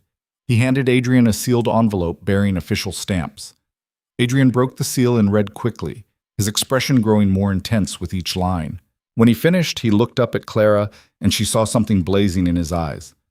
"The courts have ruled," he said. Harold's assets are being seized and transferred back to the estate. All of them, including properties we didn't even know he'd purchased with stolen funds. Clara, this is enough to clear the debts? Clara breathed. More than enough. Adrian's voice shook slightly. Enough to clear the debts, pay the workers everything they're owed, fund repairs, and still have reserves for the future. The estate is solvent. We're actually solvent. Clara stared at him, not quite believing it. We won? We won. Adrian pulled her into his arms, lifting her off her feet and spinning her around. We actually won. The courier coughed politely. There's more, Your Grace. The courts have also issued a warrant for Harold Blackthorne's full financial records. Given the scope of the theft, they're opening a broader investigation into whether others were involved. They'll be sending investigators next week. Adrian set Clara down, his expression sobering slightly. We'll cooperate fully. Whatever they need. The courier nodded and excused himself, and Adrian turned back to Clara. Should we tell them? Clara asked, gesturing toward the celebration. Yes, Adrian said, but first. He kissed her, right there in front of anyone who happened to be watching, and Clara kissed him back, not caring who saw. When they finally broke apart, Adrian took her hand and led her back to the center of the greenhouse. He raised his voice, calling for attention, and gradually the music and conversation died down. I have news, Adrian announced. The courts have ruled in our favor. Harold Blackthorne's stolen assets are being returned to the estate, which means that as of today, you will all receive your full back wages, every penny you're owed. The silence that followed was stunned. Then someone cheered, and suddenly the whole greenhouse was erupting with shouts and applause and tears. Adrian raised his hand for quiet. That's not all. With the recovered funds, we're going to be able to do more than just survive. We're going to rebuild properly, repair the cottages, expand the greenhouses, invest in the village school. And none of it will be my decision alone. It will be ours, together. More cheers. The foreman pushed through the crowd, his weathered face split in a grin, and shook Adrian's hand with enough force to make him wince. Never thought I'd see the day, the man said roughly. A Blackthorne who kept his word. I had help, Adrian said, pulling Clara close. A lot of help. The celebration lasted until well past midnight, and when it finally wound down, Clara and Adrian walked back to the manor hand in hand, exhausted and happy and facing a future that looked nothing like what either of them had expected. We're going to have to hire more staff, Clara said. If we're expanding the greenhouses and the school, I know, we'll start looking next week. And we should talk to the solicitor about formalizing the village council. Make sure the workers have official representation. Clara. She looked up at him. What? Adrian stopped walking and turned to face her, his hand settling on her waist. We did it. The crisis is over. Can we just enjoy that? For one night? Clara smiled and wrapped her arms around his neck. One night? Then tomorrow we get back to work. Tomorrow we get back to work, Adrian agreed. Together. He kissed her under the stars, and Clara thought about how far they'd come. From strangers bound by necessity to partners who'd rebuilt an empire. From isolation to community. From survival to something that looked surprisingly like joy. They'd fought for it, earned it, and Clara knew, with bone-deep certainty, that whatever challenges came next, they'd face them the same way. Together. The investigation came exactly when promised, a week after the celebration. 3 men in dark coats arrived from the regional court, carrying leather satchels and expressions of professional skepticism. They set up in Adrian's study, commandeered 2 additional rooms for document review, and proceeded to tear through every record the estate possessed. Clara had expected Adrian to bristle at the intrusion. The old Adrian, the one she'd first met, would have seen it as a challenge to his authority, an invasion of his carefully controlled domain. But this Adrian simply provided them with everything they requested, answered their questions with calm transparency. And when one of the investigators implied that the Duke himself might have been complicit in his uncle's schemes, Adrian didn't rage or threaten. He simply opened the hidden compartment in the greenhouse storage room and handed over 3 years of meticulous documentation. This is everything I've compiled since discovering the theft, Adrian said. Financial records, correspondence, witness statements from servants who saw Harold accessing accounts he shouldn't have touched. It's all there. The lead investigator, a sharp-eyed man named Thomas Winters, examined the documents with growing astonishment. Your Grace, this is extraordinary. The level of detail here is what we'd expect from a professional investigator. I had motivation, Adrian said simply, and time. Winters looked up at him. Why didn't you bring this to the authorities when you first discovered it? Because my uncle had disappeared, and I had no idea if he was working alone. Adrian's voice was steady, but Clara heard the weight beneath it. I didn't know who to trust. The estate was on the verge of collapse. I had to stabilize things first, gather proof, make sure that when I did come forward, the case would be airtight. Some might say you were obstructing justice, another investigator pointed out. Some might say he was protecting his family's legacy while being systematically robbed, Clara interjected, stepping forward. The investigators turned to look at her, and she met their gazes without flinching. My husband spent 3 years clawing this estate back from ruin. 3 years of delayed wages and impossible choices and sleepless nights. Not because he wanted to hide what Harold did, but because he was trying to survive it. Winters studied her thoughtfully. You're the Duchess who talked down Harold Blackthorne, the one who saved Mrs. Calloway. I'm the Duchess who married into this mess and decided to help fix it, Clara corrected. And I can tell you with absolute certainty that my husband is not a criminal. He's a man who was betrayed by family and chose to fight back the only way he could. The investigator's expression softened slightly. I believe you, Your Grace. But my job is to verify, not assume. We'll need to review everything, interview the staff, examine the estate's current financial state. Then do it, Adrian said. We have nothing to hide. And so the investigation consumed the next 3 weeks. The investigators questioned everyone, servants who'd worked under Harold, villagers who'd seen suspicious activity, even Marcus, who'd been transferred to the county jail for interrogation. Clara and Adrian provided full access to their accounts, their correspondence, their plans for the estate's future. It was exhausting, invasive, and necessary. Clara spent her days managing the estate's operations while Adrian worked with the investigators. The greenhouse project continued, now expanded to include training programs for workers interested in agricultural management. The village council held its first official meeting, with representatives elected by the workers themselves. And slowly, steadily, life at Blackthorne Manor began to look less like survival and more like actual prosperity. One afternoon, Clara was reviewing supply orders in the library when Mrs. Calloway found her. Your Grace, there's a woman here to see you. She says she's from the Regional Women's Association. Clara frowned. I didn't know we had one. We didn't until recently. Apparently word spread about what you've been doing here. She wants to talk to you about, well, she didn't say exactly, but she seems quite insistent. Curious, Clara followed the housekeeper to the drawing room, where she found a well-dressed woman in her 40s waiting, her posture radiating confidence and purpose.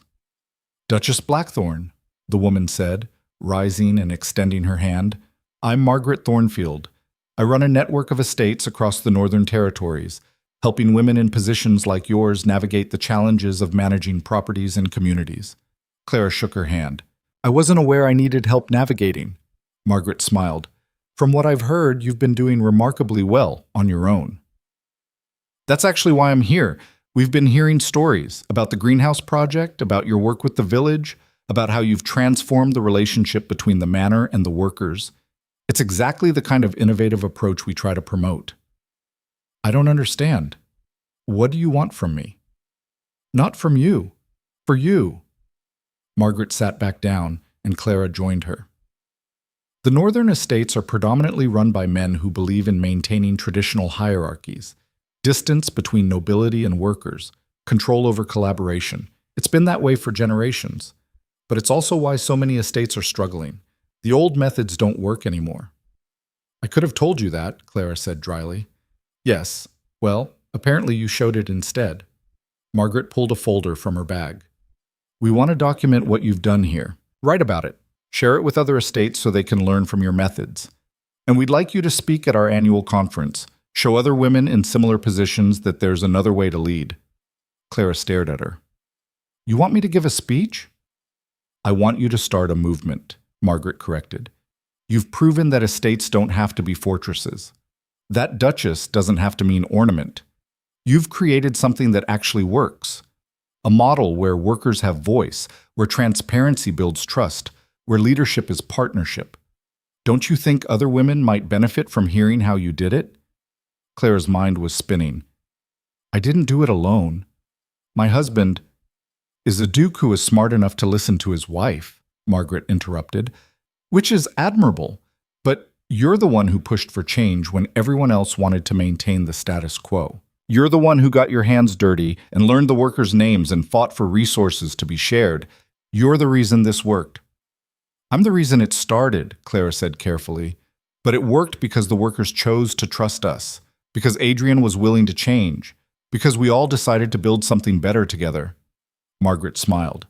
That's exactly the message we need you to share. Before Clara could respond, Adrian appeared in the doorway.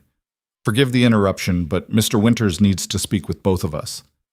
Clara excused herself, promising Margaret she'd consider the offer, and followed Adrian to the study. The lead investigator was sitting at the desk, his expression unreadable. Your Grace, Duchess, Winters said, gesturing to chairs. I wanted to update you on our findings before we submit the official report. Clara's stomach tightened. She reached for Adrian's hand and he squeezed back. We've completed our review of all financial records, interviewed dozens of witnesses, and cross-referenced everything with Harold and Marcus's statements. Winters paused, and Clara couldn't read whether what came next would be good or catastrophic. And I can say with absolute certainty that you, Duke Blackthorne, are not only innocent of any wrongdoing, you're the victim of one of the most systematic and prolonged thefts I've seen in my career. Adrian's shoulders dropped fractionally, tension bleeding out. Thank you. Don't thank me yet, Winters continued. The extent of Harold's theft goes beyond what you documented. We found evidence of additional accounts, forged partnerships, even a scheme to sell portions of estate land without your knowledge. If Harold hadn't been arrested when he was, you likely would have lost everything within another year. Clara felt sick. That bad? That bad. Winters looked at Clara directly. Which makes what you two accomplished even more remarkable. By all rights, this estate should have collapsed. The fact that it didn't, that it's actually thriving, is due to decisions that most nobility would never have made. Transparency with the workers, redistribution of resources, collaborative management. It's unconventional, to say the least. But effective, Adrian said quietly. Extraordinarily so. Winters smiled slightly. My report will reflect that. And I'll be recommending that the courts award you full restitution, plus damages for emotional distress and loss of income during the years you spent recovering from Harold's theft. You should receive a formal judgment within the month. Clara and Adrian looked at each other, and she saw the same disbelief she felt reflected in his eyes. After 3 years of fighting, of barely surviving, of choosing between impossible options, it was actually over. There's one more thing, Winters said. We found correspondence between Harold and several other estate managers. It appears he was part of a larger network, people embezzling from their own families, sharing strategies, even helping each other hide assets. We're opening investigations into at least 6 other estates. Adrian's expression darkened. He wasn't just a thief. He was part of an organized conspiracy. Yes, which means your documentation is going to be critical evidence in multiple cases. You've potentially helped us crack open corruption that's been festering for decades. Winters stood, extending his hand. On behalf of the court, Your Grace. Duchess, thank you for your cooperation, your thoroughness, and your integrity. Adrian shook his hand, still looking somewhat stunned. We did what needed to be done. More than that, Winters said. You did it right. After the investigator left, Clara and Adrian sat in silence for a long moment. We won, Clara said finally. Actually won. Yes. Adrian's voice was rough, though I'm not sure it's fully sunk in yet. Clara laughed, the sound a little unsteady. I know the feeling. Adrian pulled her into his arms, and they stood there in the study, holding each other, letting the weight of 3 years finally lift. The trial took place 6 weeks later. Harold and Marcus were tried together, facing charges of embezzlement, fraud, arson, and attempted murder. The evidence was overwhelming. Documentation from Adrian, testimony from servants and workers, financial records proving every stolen penny. Clara and Adrian attended every day, sitting in the front row of the courthouse, a united front. The proceedings were grueling. Harold's lawyer tried to paint him as a victim of circumstance, a man driven to desperate measures by an ungrateful family. Marcus claimed ignorance, insisting he'd known nothing about his father's crimes, but the prosecution tore through their defenses methodically. They brought forward witnesses who'd seen Harold forging documents, servants who'd helped Marcus set the fire, financial experts who traced the stolen money through shell companies and hidden accounts. And on the fourth day, they called Clara to testify. She walked to the stand with her spine straight and her hands steady, sworn in, and answered every question with calm precision. She described the estate's condition when she'd arrived, the suffering she'd seen in the village, the night of the fire, the confrontation with Harold. And when Harold Blackthorne held a gun to Mrs. Calloway's head, the prosecutor asked, "What did you do?" "I talked to him," Clara said. "I told him he wasn't a killer, that he could still choose a different path." "Were you afraid?" "Terrified," Clara admitted, "but Mrs. Calloway's life was worth the risk." "And did you believe Harold would surrender?" Clara paused, considering. "I believed he was tired of running, that some part of him wanted to stop. I just had to give him permission to do it." The prosecutor nodded. "Thank you, Duchess. No further questions." Harold's lawyer stood for cross-examination, his expression skeptical. "Duchess Blackthorne, you married into this family mere months before these events occurred. Isn't it possible you've been manipulated? That Duke Blackthorne has shaped your perception of events to suit his own narrative?" "No," Clara said flatly. "You sound very certain." "I am, because I've seen the evidence. I've talked to the workers. I've reviewed the finances myself. And I've spent enough time with my husband to know he's not capable of the kind of deception you're suggesting." "How can you be sure?" Clara met the lawyer's eyes. "Because if he were capable of that level of manipulation, he would have hidden his struggles better. He wouldn't have shown me the ledgers or admitted he was wrong or let me challenge his decisions. Manipulators don't invite scrutiny. They don't build partnerships. And they certainly don't spend 3 years working themselves to exhaustion to save an estate that would have been easier to abandon." The lawyer had no response to that. The verdict came 2 days later. Guilty on all counts for both Harold and Marcus. The judge sentenced Harold to 15 years in prison and ordered full restitution to the estate. Marcus received 8 years and a lifetime ban from managing any financial assets. As they led Harold away, the man looked at Adrian one last time. "I hope you're satisfied," he said bitterly. "You've destroyed your own family." "No," Adrian said quietly. "You did that. I'm just cleaning up the mess." Outside the courthouse, a crowd had gathered. News of the trial had spread throughout the region, and people had come to see the outcome. When Clara and Adrian emerged, there was a moment of silence, and then applause. Workers from the estate, villagers, people from neighboring properties who'd heard what happened and came to show support. They weren't just celebrating justice, they were celebrating what it represented, a new way forward. The foreman pushed through the crowd, grinning. "Well fought, Your Grace. Both of you." Adrian shook his hand. "We couldn't have done it without your testimony." "You gave us something worth testifying for," the foreman replied. "A chance at something better. That's worth fighting for."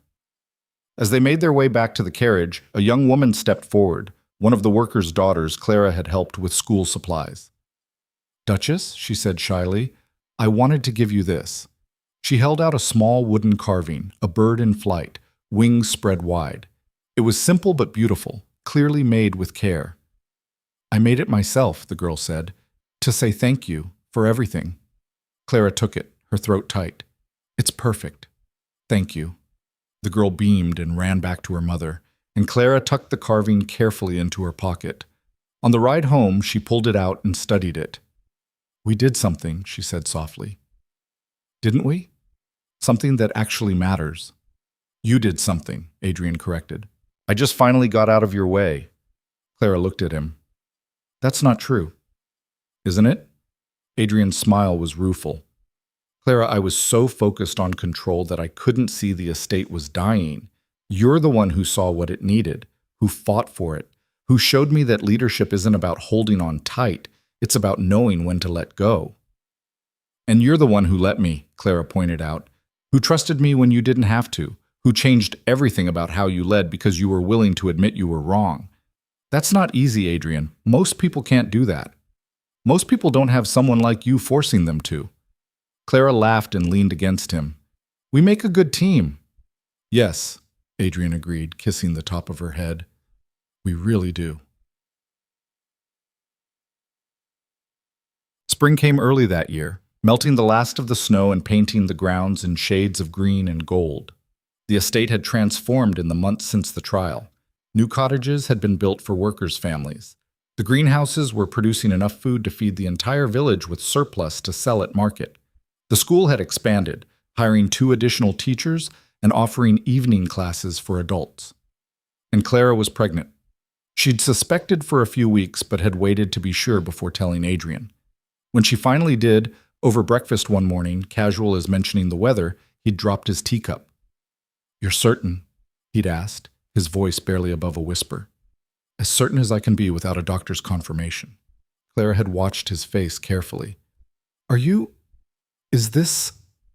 Adrian had crossed the room in 3 strides, pulled her into his arms, and kissed her so thoroughly she'd forgotten the question. Now, 4 months later, Clara stood in what would become the nursery, watching Adrian direct workers as they installed new windows. He'd thrown himself into the preparations with an intensity that would have been concerning if it hadn't been so endearing. The cradle needs to be away from the draft, he was saying, gesturing at the far wall, and we'll need heavier curtains for winter. And that bookshelf, we should secure it to the wall. Children climb. Adrian, Clara said, amused. The baby won't be climbing anything for at least a year. I'm planning ahead.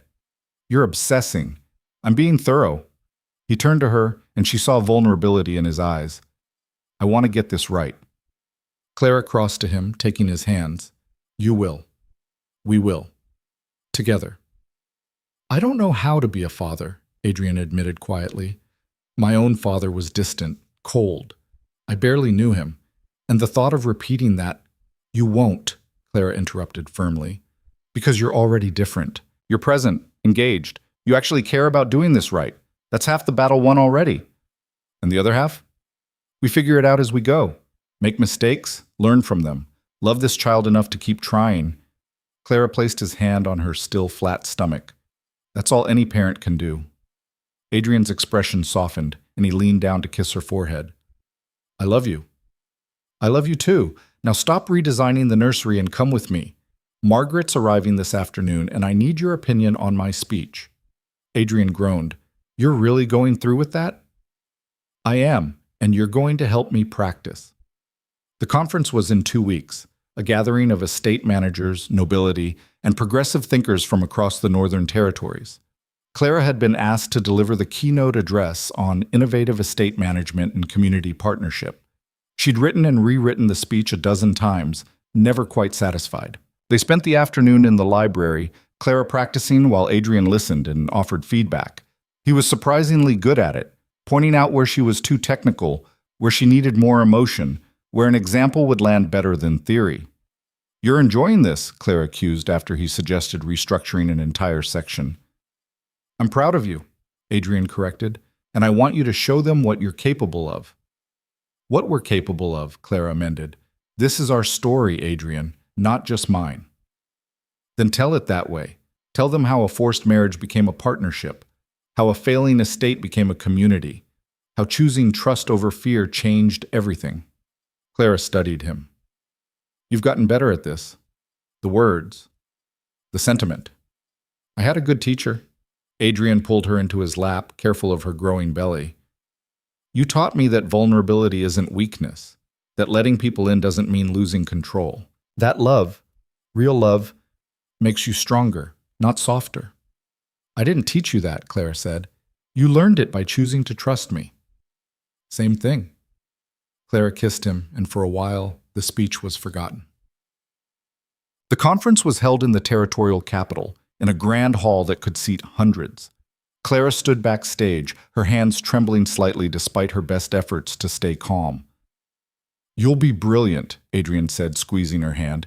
He'd insisted on coming, taking a seat in the front row where she could see him. What if they hate it? They won't. But if they do, we'll go home and continue building our legacy anyway. Their approval doesn't change what we've accomplished. Clara took a deep breath. Right. Okay. I can do this. I know you can. The introduction was made, and Clara walked onto the stage to polite applause.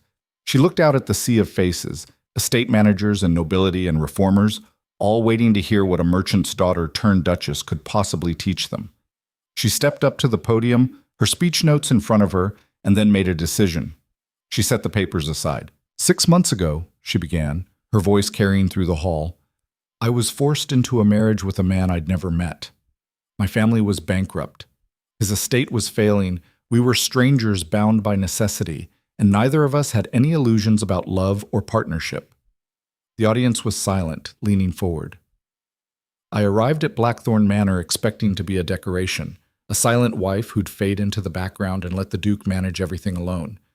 But that's not who I am, and thank God. She paused, catching herself. It's not who my husband turned out to be either. She told them everything. The workers' suffering, the greenhouse project, her confrontations with Adrian, the fire and the investigation, and Harold's arrest. She told them about choosing transparency over control, about building trust through action rather than demanding it through authority. The old model of estate management is dying, Clara said. And it should, because it's built on distance and hierarchy and the idea that workers are resources to be managed rather than people to be valued. But there's another way, a way that's harder and messier and requires admitting you don't have all the answers. It requires partnership with your workers, with your community, and if you're fortunate enough to have one, with your spouse. She looked directly at Adrian and saw him smile. My husband and I rebuilt Blackthorne Manor by doing something radical. We treated people like people. We listened to their ideas, we shared our struggles, we made decisions together, and in return, we gained something money can't buy: loyalty, trust, a community that chose to stand with us instead of against us. Clara gripped the podium, her voice strengthening. I'm not here to tell you it's easy. It's not. There were nights I thought we'd fail, moments I wanted to give up, times when the old way, control and distance and autocratic rule, seemed safer. But it's not safer. It's just slower collapse. The estates that thrive in the coming years won't be the ones clinging to tradition. They'll be the ones brave enough to change. The hall was absolutely silent. So I'm asking you, all of you, to consider a different approach. Talk to your workers. Learn their names. Understand their struggles. Give them voice in decisions that affect their lives. It won't be comfortable.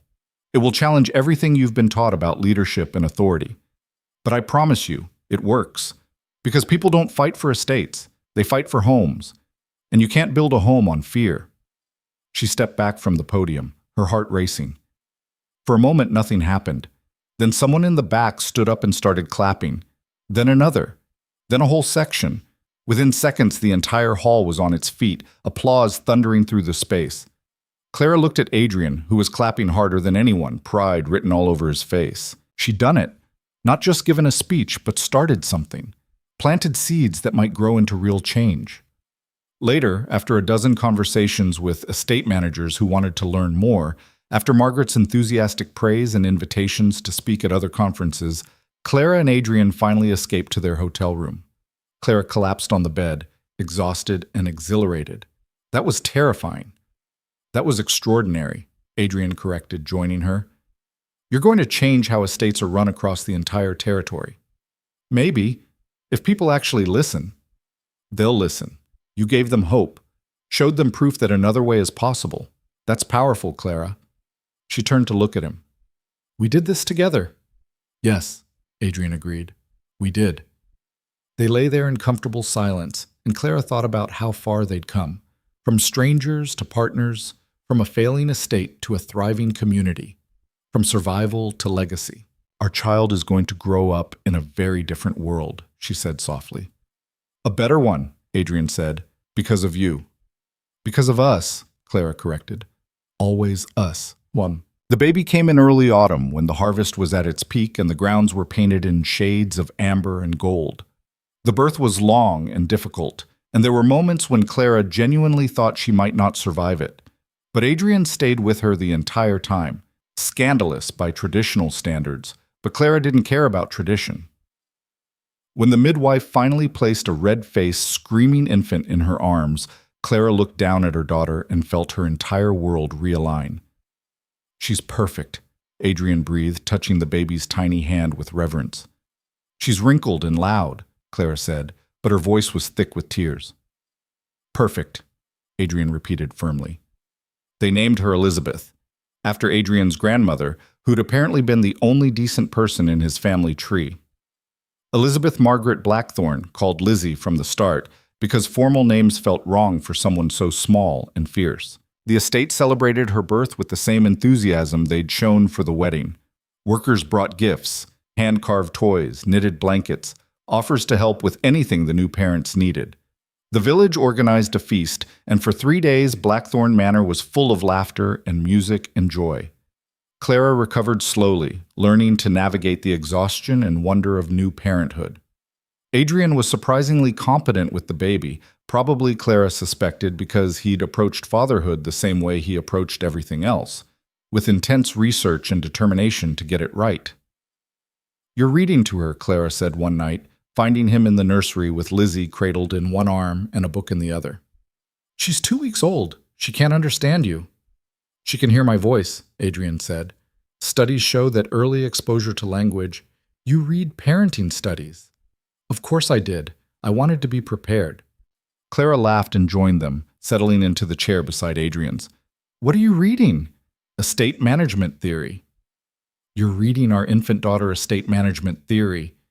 She's a Blackthorne. She should understand these things." Clara took the book from him and set it aside. "Tell her a story instead. Something with magic and adventure and happy endings." Adrian looked uncertain. "I don't know any stories like that." "Then make one up." "I'm not good at that." "Try anyway." Adrian looked down at Lizzie, who was watching him with wide, unfocused eyes. "Once upon a time," he began hesitantly, "there was a duke who lived in a very cold, very lonely castle. He wove a tale that was clearly based on their own story. A cold duke, a brave duchess, a quest to save a kingdom. It was clumsy and unpracticed, but Lizzie seemed mesmerized, and Clara felt her heart swell with love for both of them. When he finished, Lizzie had fallen asleep, her tiny fist curled around Adrian's finger.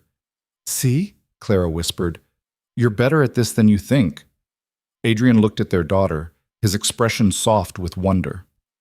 "I want to give her everything," he said quietly, "not just wealth or title, but the kind of childhood I never had, full of warmth and laughter and certainty that she's loved."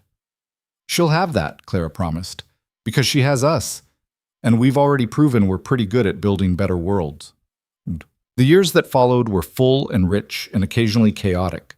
Lizzie grew into a fierce, curious child who inherited her mother's stubbornness and her father's strategic mind. 2 years later, they had a son, Thomas, who was quieter but no less determined. The estate continued to thrive. The greenhouse project expanded to include apprenticeship programs, teaching young workers sustainable agriculture and business management. The village school became renowned throughout the territory, attracting students from neighboring estates, and the council system they'd established became a model that other properties began to adopt. Clara spoke at conferences across the region, sharing their story and methods.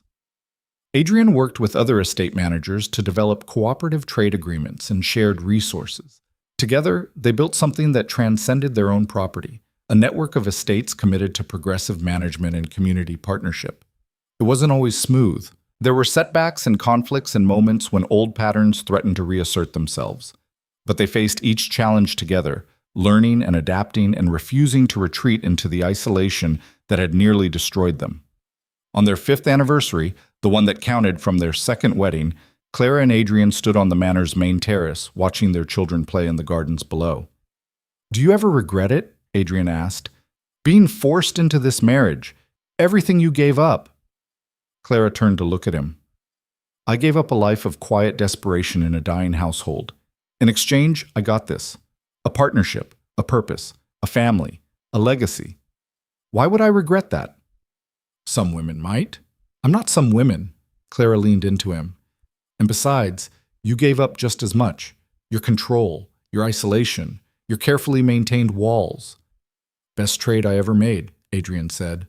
They stood there in comfortable silence, watching Lizzie try to teach Thomas how to climb a tree while their nanny had a minor heart attack. "She's going to be a handful," Clara observed. She already is, Adrian said fondly, takes after her mother. And Thomas is going to be the strategic one, takes after his father. Poor children, cursed with both our personalities. Clara laughed. They'll be fine, better than fine, because they're growing up in a home built on love and trust and the radical idea that people matter more than property. You sound like you're giving a speech. Maybe I am. I've been asked to write a book, about our experiences here. Margaret thinks it could help shape estate management policy across the entire region. Adrian raised his eyebrows. Are you going to do it? I think so. If you'll help me. Always. They watched their children for a while longer, and Clara thought about the girl she'd been when she first arrived at Blackthorne Manor, scared and angry and determined not to break. She'd fought for her place here, earned respect through action rather than title, and in the process, transformed not just an estate but an entire way of thinking about leadership and community. Thank you, Adrian said suddenly. Clara looked at him. For what? For not giving up on me, on us, on this place. You could have left a dozen times, demanded an annulment, retreated into the role everyone expected you to play. But you didn't. You stayed and fought and forced me to become someone better. You were always someone better, Clara said softly. You just needed permission to show it. Then thank you for giving me that permission.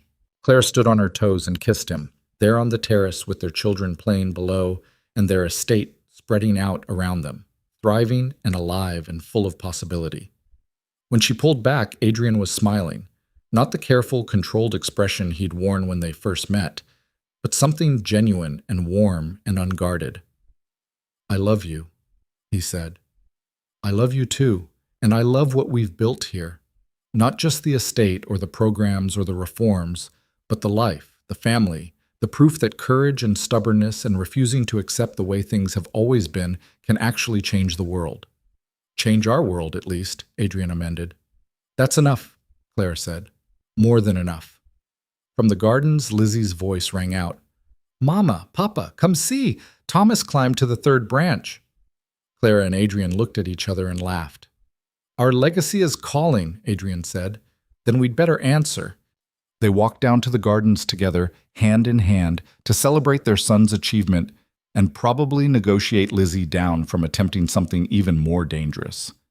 Behind them, Blackthorne Manor stood solid and warm against the autumn sky, no longer a monument to isolation, but a home full of laughter and love, and the kind of legacy that couldn't be measured in coins or recorded in ledgers. The kind built on trust, on partnership, on the revolutionary idea that sometimes the best thing you can do is let someone in, even when everything you've learned tells you to keep the walls high. Clara had arrived at this estate as a transaction, a necessity, a last resort. But she'd stayed by choice, and in staying, in fighting, in refusing to accept less than what she and Adrian and their community deserved, she'd helped create something extraordinary. Not perfect, never perfect, but real and alive and growing, like the greenhouses, like the village, like the children playing in the garden, like the love that had grown from the coldest of beginnings into something that could warm an entire estate. And that, Clara thought as she watched Adrian lift Thomas onto his shoulders and chase Lizzie through the gardens, was the only legacy that truly mattered.